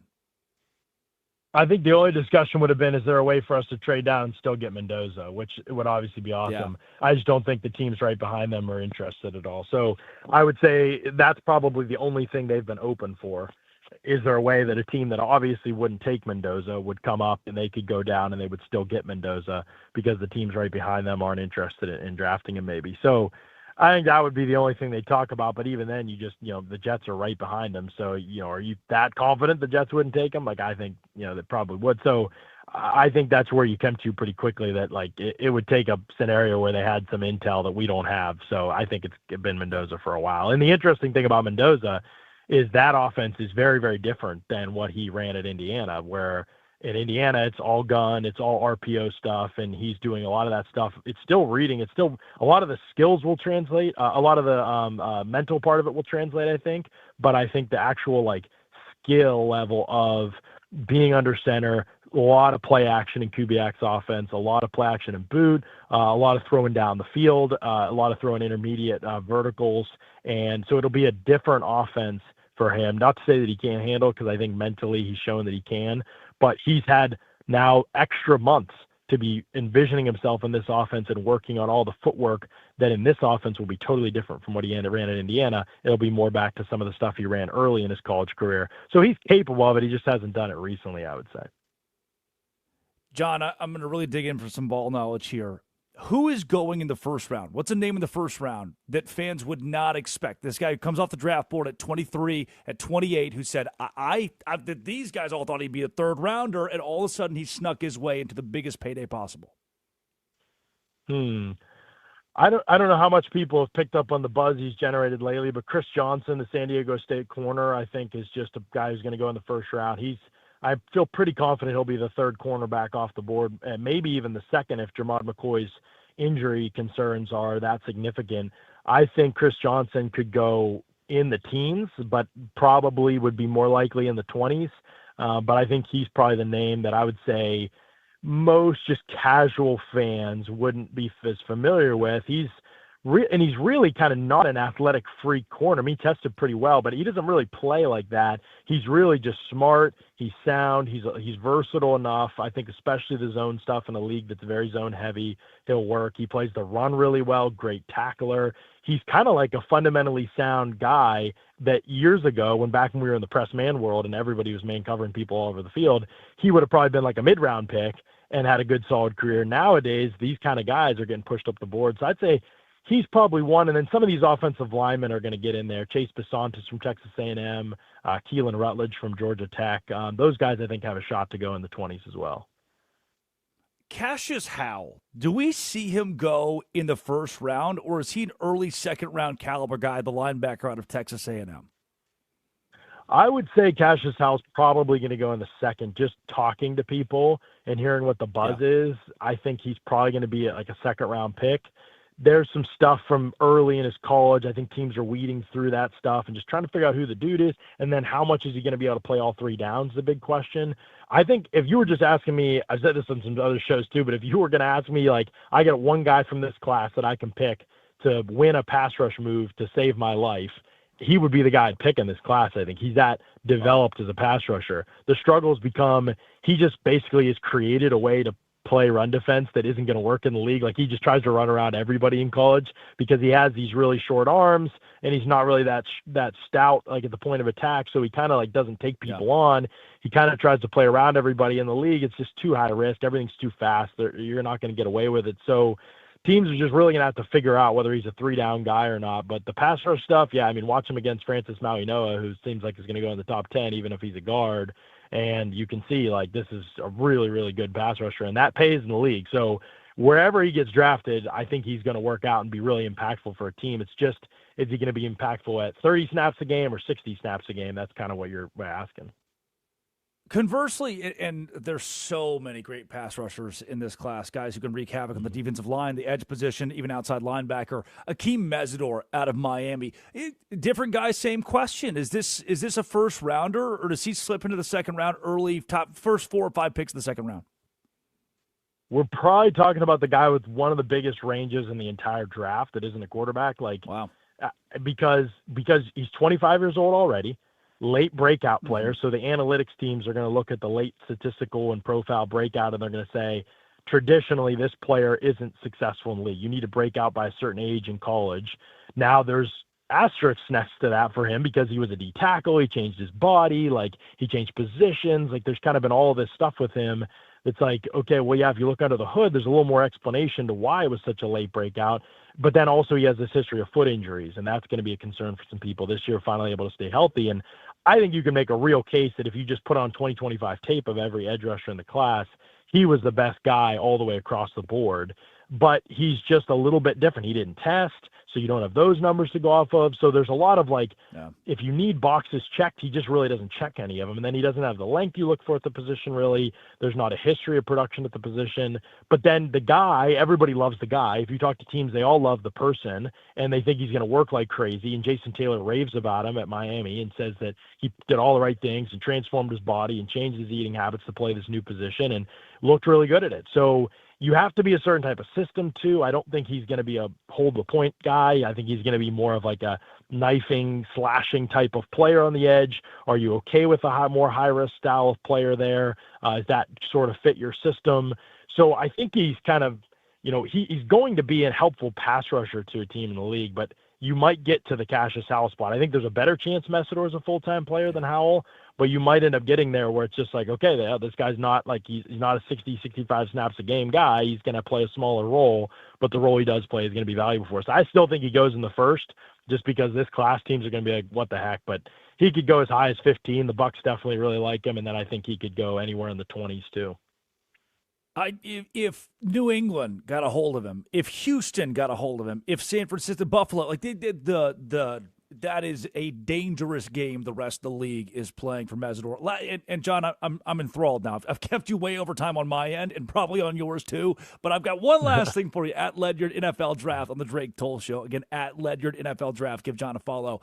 If you're taking a wide receiver, if for your franchise, Jordan Tyson against Carnell Tate, is it Tate all the way?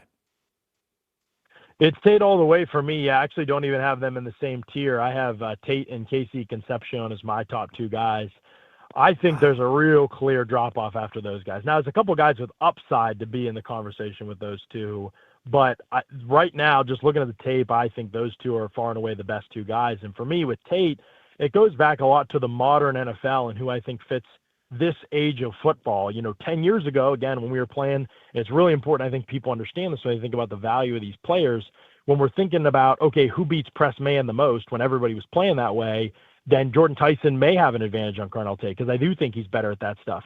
But we're just in a league right now in the NFL where it's a ton of rotations after the snap, dropping to spots defensively, rallying from spots, matching up with guys on the move in coverage. It's not as much static press man, my guy is better than your guy type of stuff in the league. We've really moved away from that last 10 years, last 5 years especially.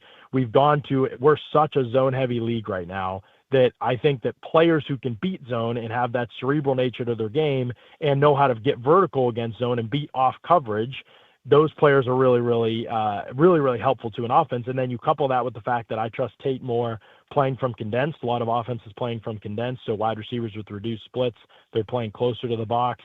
He can release from those places, and he's more of an asset in the run game too as a blocker in those areas. So I think he fits the modern game more. Jordan Tyson is still a really intriguing player to me. I like him. I think there's definitely questions with the health. I don't think his game is as well-rounded. I don't think he's as good of a finisher on the football as Carnell Tate. So he falls behind Tate in a few key categories for me, but it doesn't mean that I'm out on him as a player. I think he can still really help a team. I just have way more questions with him than with Tate. Yeah. John, incredibly grateful for your time this early in the morning and can't wait to do this again as the draft is over. And these guys, there are some people who have Jordan Tyson in their top 10, top 15. Mm-hmm. I love that perspective that he's a guy not high on your board and the reasons to back it up. John, thanks so much for coming on the Drake Toll Show. Absolutely. Thanks so much for having me. Again, follow him at Ledyard NFL Draft. You can find him on the Read Optional podcast with Ollie Connolly, by the way, the Bucks Edition pod, Yin's No Ball pod, anywhere. John Ledard is there. Addy Bates produces. Curtis Poindexter runs the board. When we return, Idiot of the Day. This is the Drake Toll Show. The NFL Draft is next Thursday.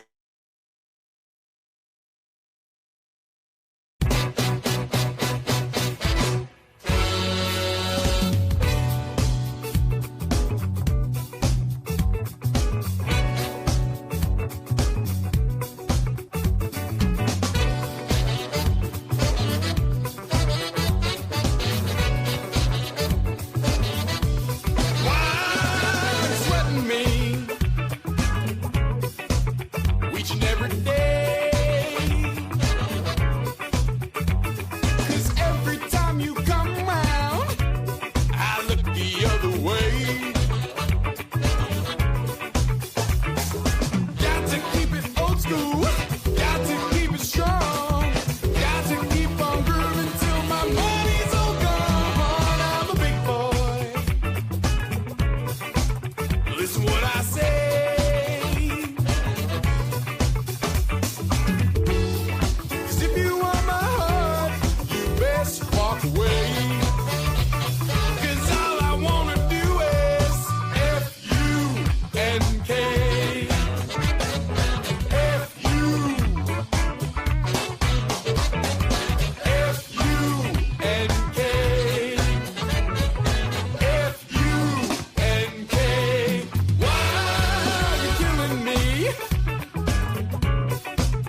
when you're coming around.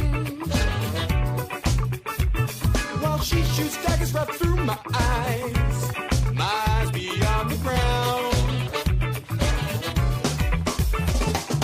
Got to keep it old school, got to keep it strong, got to keep on grooving till my money's all gone. I'm a big man, listen what I say.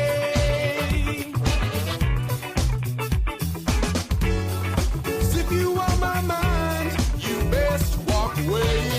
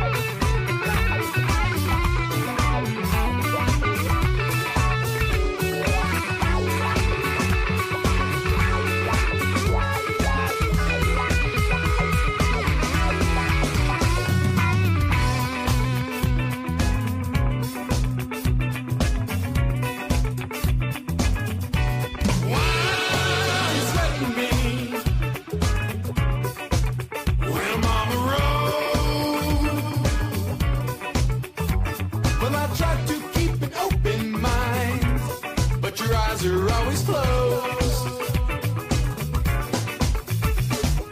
Got to keep it old school, got to keep it strong, got to keep on grooving till my money's all gone. I'm the big cheese, listen what I say.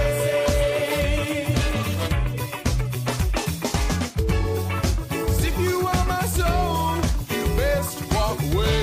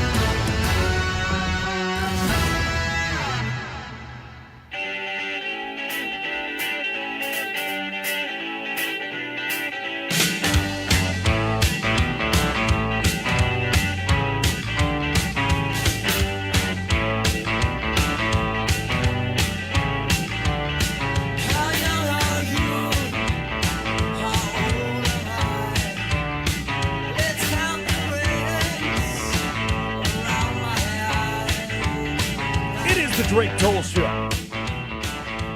Westwood One Sports, the Westwood One Sports app. You know what we haven't done? It's kind of crazy. Honestly, I wear it as a badge of honor, as a Dallas sports guy. We haven't done a single complete segment about just the Dallas Cowboys, and this show started on December 28th.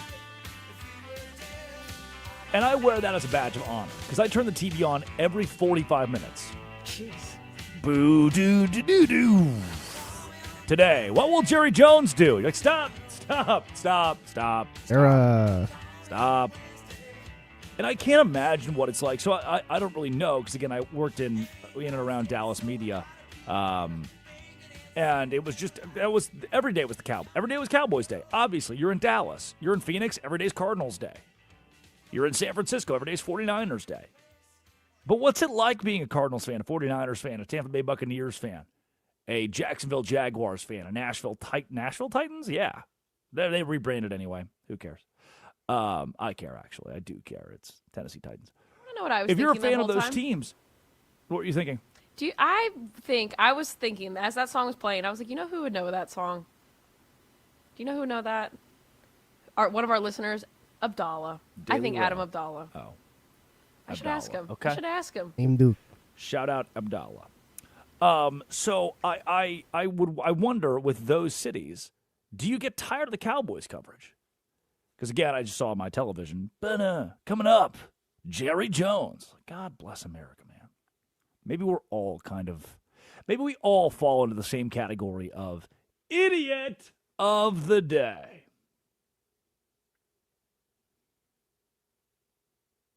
Did you do it? It's gone. What are you talking about? It's gone. It's gone. It's not on our wall anymore. What? No, it's not. You're kidding. Someone deleted idiot. Curtis, no, they did not. Real. Not kidding. No way. Boom. Did they deleted the intro or what did they delete? Everything? The drumroll part. Idiot. Oh, wow. Oh, the day. I mean, yeah, I have it in here. I can email it to you, but who deleted it? What are you talking about that deleted it? Idiot. On the thing. Was so it Blake we and have Abdallah? a wall. Basically, Was there's it a big old was screen it with Blake all my and buttons Abdallah? on it, and it's not there anymore. Oh, my gosh. This is like I'm like a Pavlov. I'm going to get to the bottom of this. Situation. Out of privates, but I think I can find it. Wow. Okay. Idiot of the day. It is time for Idiots of the Day. Idiot number one. Oh, man. Parker Livingston, the Texas Longhorn. Friend of the program, Corey Mose, good dude. Kirk Bowles asked Arch Manning if he's exchanged any angry texts with Parker Livingston. Here's what Manning had to say. Are you trading angry texts with Parker Livingston yet? Or? Nah. I was actually in Dallas the other weekend. I was going to call him. He wasn't there, but or I did call him. But yeah. What do you think of that? Yeah. Went against him in October. I was a little surprised, but Parker's a good guy. He's got a good family. Obviously, we were roommates, so wish him all the best. Can't say I would have done the same thing, but wish him all the best. All the best? I mean, yeah, except when we play him, I guess. Can't say I would have done the same thing. And a few, you're like, oh, what's this all about? Parker Livingston, roommate, best friend, wide receiver, Texas Longhorns, his quarterback, Arch Manning. Parker Livingston entered the transfer portal. That's weird. He's Texas through and through. The UT guy entered the transfer portal. Let's see, offers from Oregon, Ohio State. Parker Livingston transferred from the University of Texas to Oklahoma. Our resident Texas fan, Addie Bates. Thoughts on the idiot of the day, Parker Livingston? An Arch fan. Have you ever seen Star Wars Episode 3, Revenge of the Sith? Yes. Drake is, you have. Okay, so that's basically, he's Anakin Skywalker. He didn't get what he wanted, exactly what he wanted, so now he's got to go to the dark side. Yes, he's got to go to the dark side. Got sand everywhere. He's going to lose his limbs, okay? That's what's going to happen. He's going to lose his limbs. He's going to fall into some lava. What I love, my first Oklahoma game, I've been to a myriad of Oklahoma games now. That song, the Boomer Sooner, plays after every, it's first down and 10. DeMarco Murray off right tackle, gain of 2 yards. Like, whoa,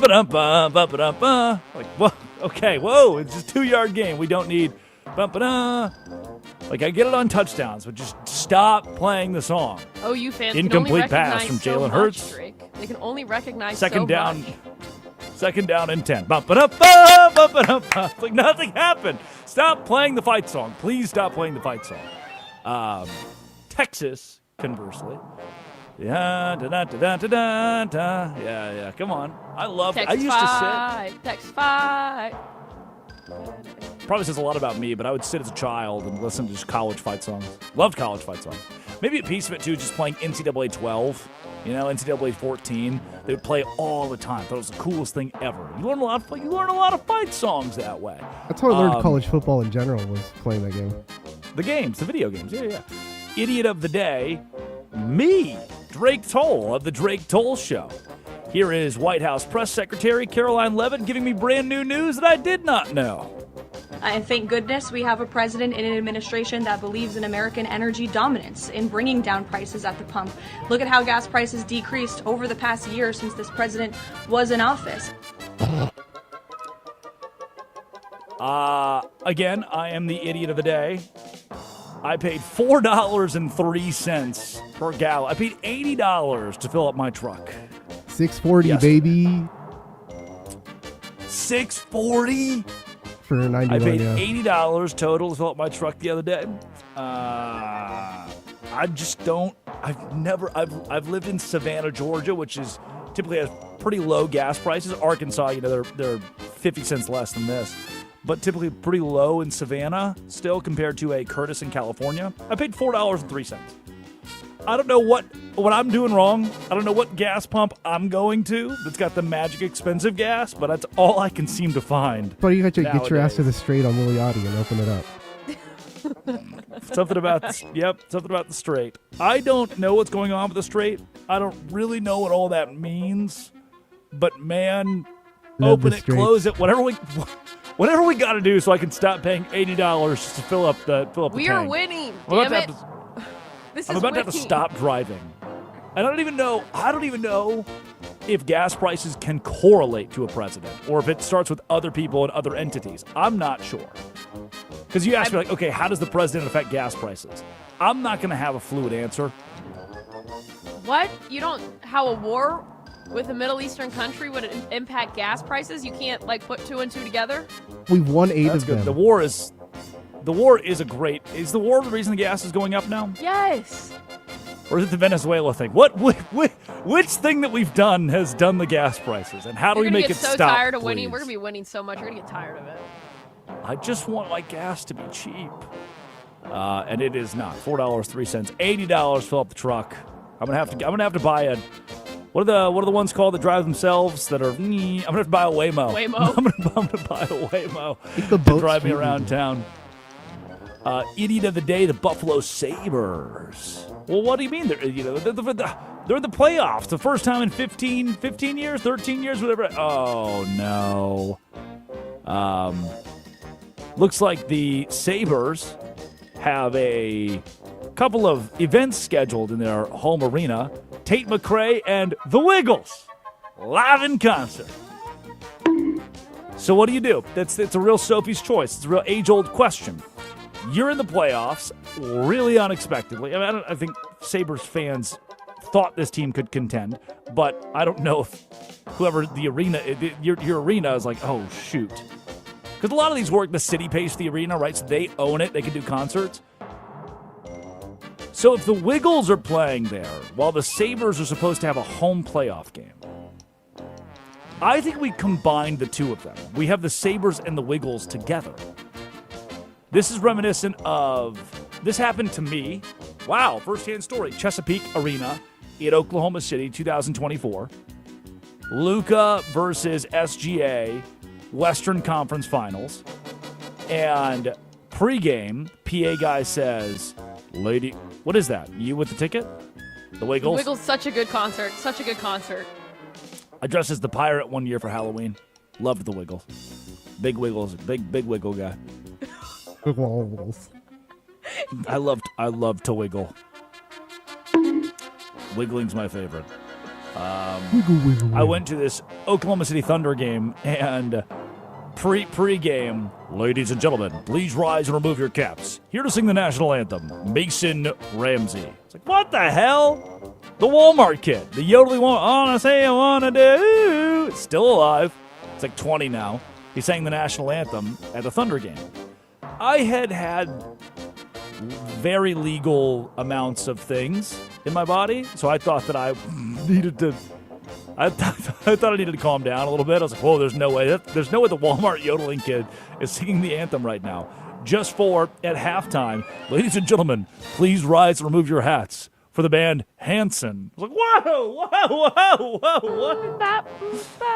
Yeah, I know. And out there, I was like, so yeah, you hear Hanson, and you're like, oh, they must be the kids, the little blonde kids. Yeah, yeah. They're scatting. They're doing a lot of scatting for like 4 minutes in that song. FCC. And the song's name is Bop. And so they bring Hanson out, and they're all 50.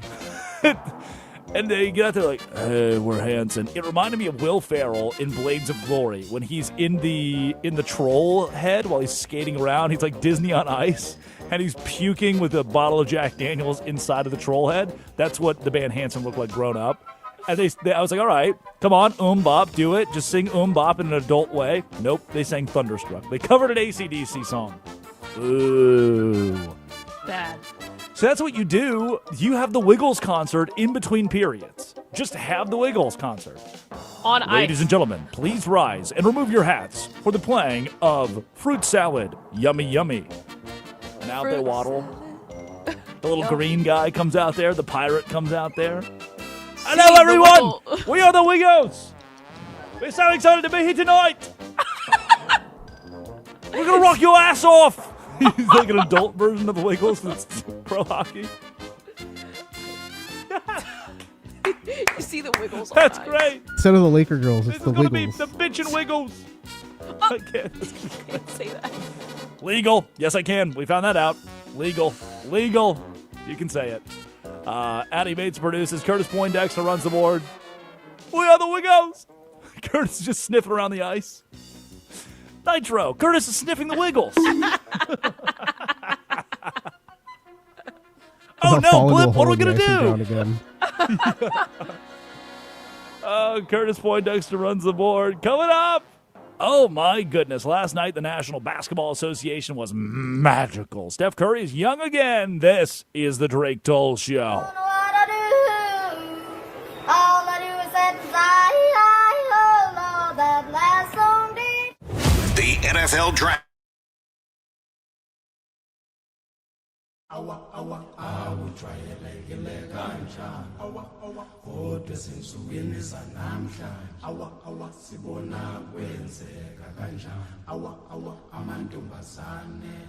She's a rich girl, she don't try to hide it. Diamonds on the soles of her shoes.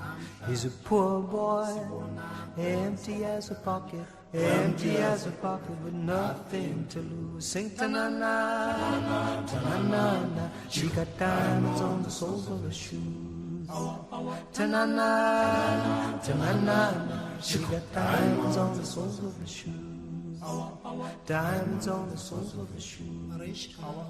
Diamonds on the soles of her shoes. Diamonds on the soles of her shoes. Diamonds on the soles of her shoes.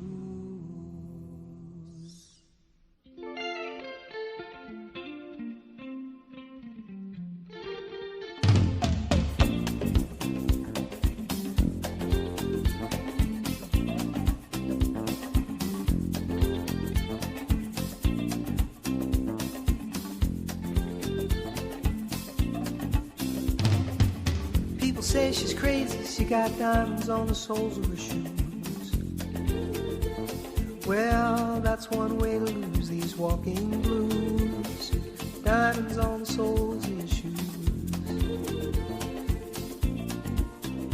She was physically forgotten, but then she slipped into my pocket with my car keys.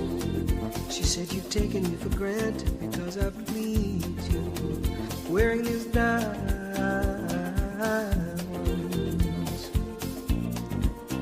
And I could say, ooh,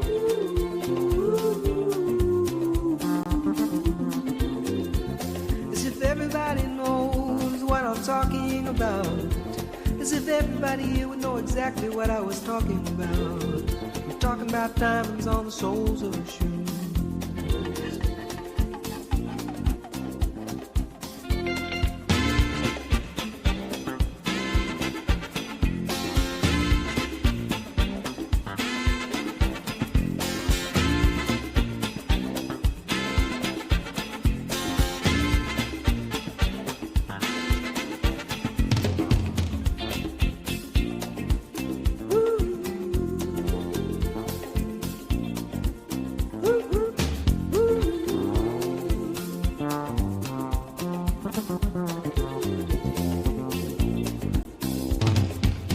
She makes the sign of a teaspoon, he makes the sign of a wave. The poor boy changes clothes and he puts on aftershave to compensate for his ordinary shoes. And she said, honey, take me dancing, but they ended up by sleeping in a doorway by the bodegas and the lights on Upper Broadway, wearing diamonds on the soles of their shoes. And I could say, ooh,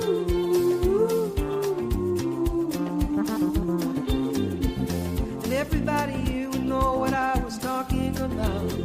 I mean, everybody here would know exactly what I was talking about. I'm talking about time.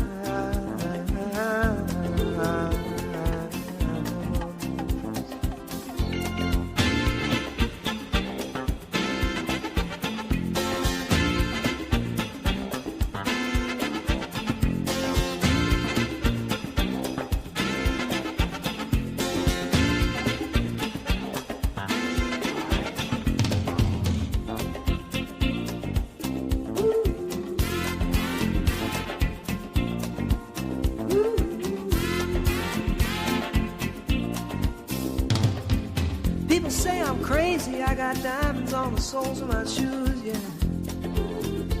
Well, that's one way to lose these walking blues. Diamonds on the soles of my shoes.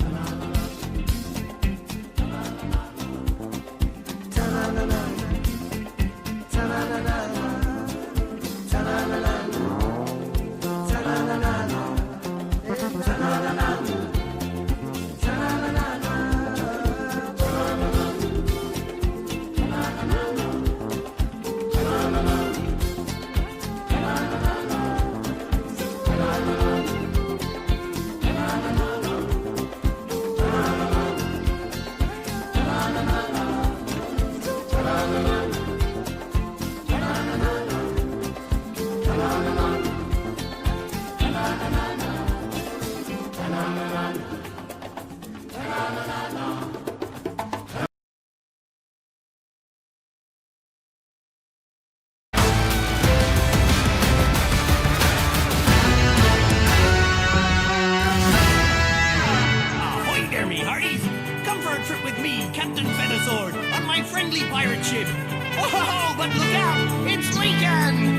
When the captain was a young boy, he wanted to sail around the world.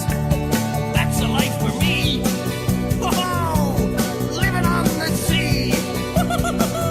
The spirit of a sailor, sailing all around the globe. Round and round, I'm a buccaneer. Whoa, I'll acknowledge no frontier. Is that Captain Feathersword right there?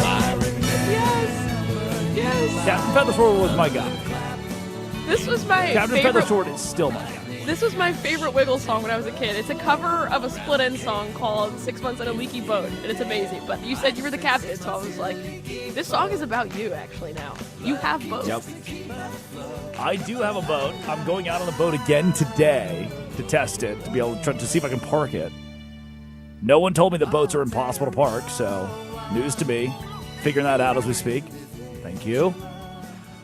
Addy Bates produces. Curtis Poindexter runs the board. It's the Drake Toll Show. Westwood One Sports, the Westwood One Sports app. Drake Toll with you from the Savannah Bananas organization, Locked On Big 12. And the National Basketball Association last night was electric. It's electric. Let us begin with the least entertaining game we saw. There were two games. So, law of averages, baby. Law of averages. Let's begin with the least entertaining game we saw. The Philadelphia 76ers last night. And I know what you're thinking. Tyrese Maxey is going to do it. Oh, no, but they're playing Desmond Bane. Sixers Magic. 109-97 was the final score. It was a really good night, actually, for one Desmond Bane. But his, you know what? Let me give this. 9:44 left to go. Fourth quarter, Desmond Bane pulls the Magic within striking distance. Turned it over. Here comes Bane the other way. Bane stops, pops, and hits. That's Prime Video. 31 points for Bane at that point with 9:44 to go in the fourth quarter. Here's the problem. Is Bane finished with... Hold on, it's got to be a typo. There's no way that's real, because if he had 31 points and he finished with 34, what? Yeah. You're within 2 now. Bane hits that shot to make it 83-81 for his 31st point of the game, 9:44 to go. He scores 3 points the rest of the way. Ugh. And Andre Drummond for the Philadelphia 76ers. Big man, dagger. Orlando as Drummond. Cash money. And exclamation points from the big fella. That'll do it. 109-97 final score. Sixers over the Magic. Win it by a dozen. Warriors, Clippers. This was the game. This was the game. And the Clippers won. They had put it away. It was over. It was done when Darius Garland, 6.5 minutes to go in the game, rose up and hit a three-pointer to put his team up by 9. Garland in control, playing with 5 fouls, sets up with a 3. Wow!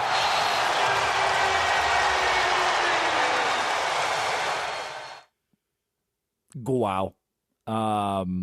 Rise up, hit it, team's up by 9, 6 minutes to go, and all of a sudden, here comes Golden State. Thanks to Steph Curry, right? Wrong. Thanks to Al Horford, who just keeps making threes. Because why not, man? Golden State would just continue to just inch that last 6 minutes of the fourth quarter. Then, I mean, really, in like a 4-minute stretch. By the time we have 2 minutes to go, Golden State leads the game.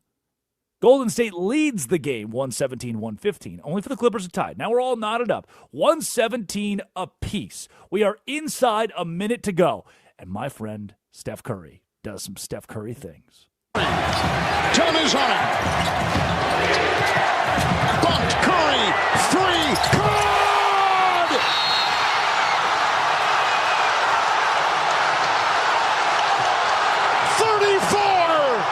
34 for Curry.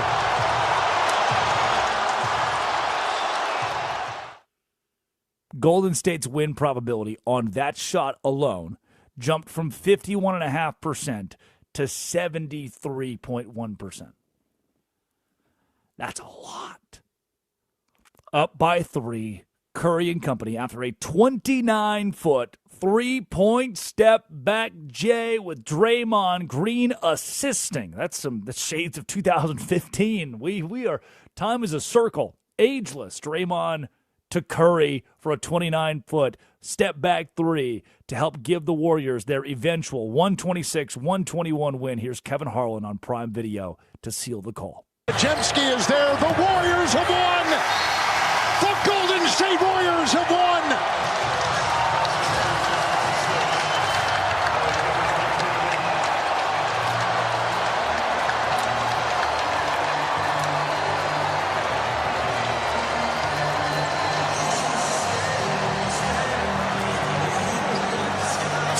Steals for Draymond Green.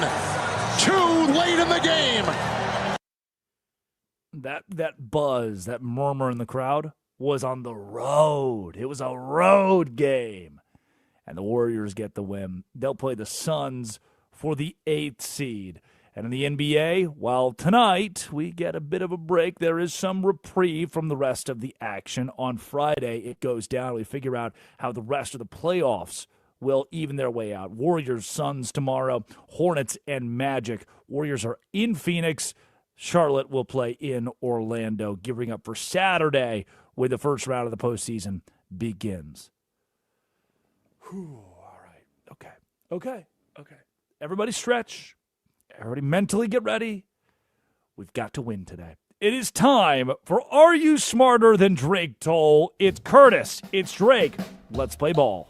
All righty, contestants. Curtis, what is the first category? Music. Oh, what Beatles song is set? I'm going to give you the setting here. You ready? Fruit salad. Yummy. Fruit salad. What Beatles song is set somewhere in the black mining hills of Dakota? Oh! Yeah, now what, Curtis? Come on, now what, huh? Come on, Curtis. No idea. A submarine. My good and my close and personal friend, Rocky Raccoon. Yes! Good job! Keep raccoons away from RFK Jr. Keep raccoons away from RFK. Well, yeah. He will cut off their genitals. Science. Science! The Horsehead Nebula can be found in what constellation? I don't know. Orion? Dog, they used to call Curtis the Horsehead Nebula. When he was in high school, they're like, oh, damn, here comes the Horsehead Nebula. Drake, what's your answer? Oh. It's my favorite It's strain. in Taurus. Is it in Taurus? Curtis got that right. It is Orion. Oh, my Wait, God. really? Yes! 1-1. History. Who was the president from 1953 to 1961?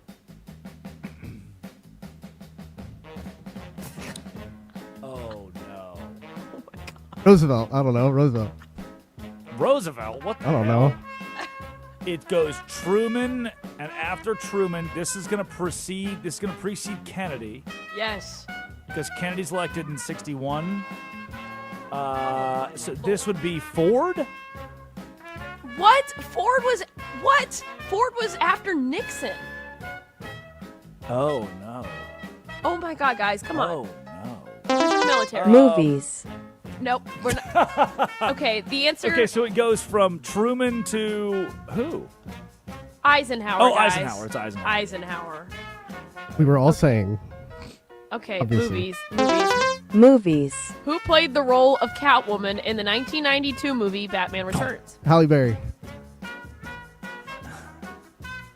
1992.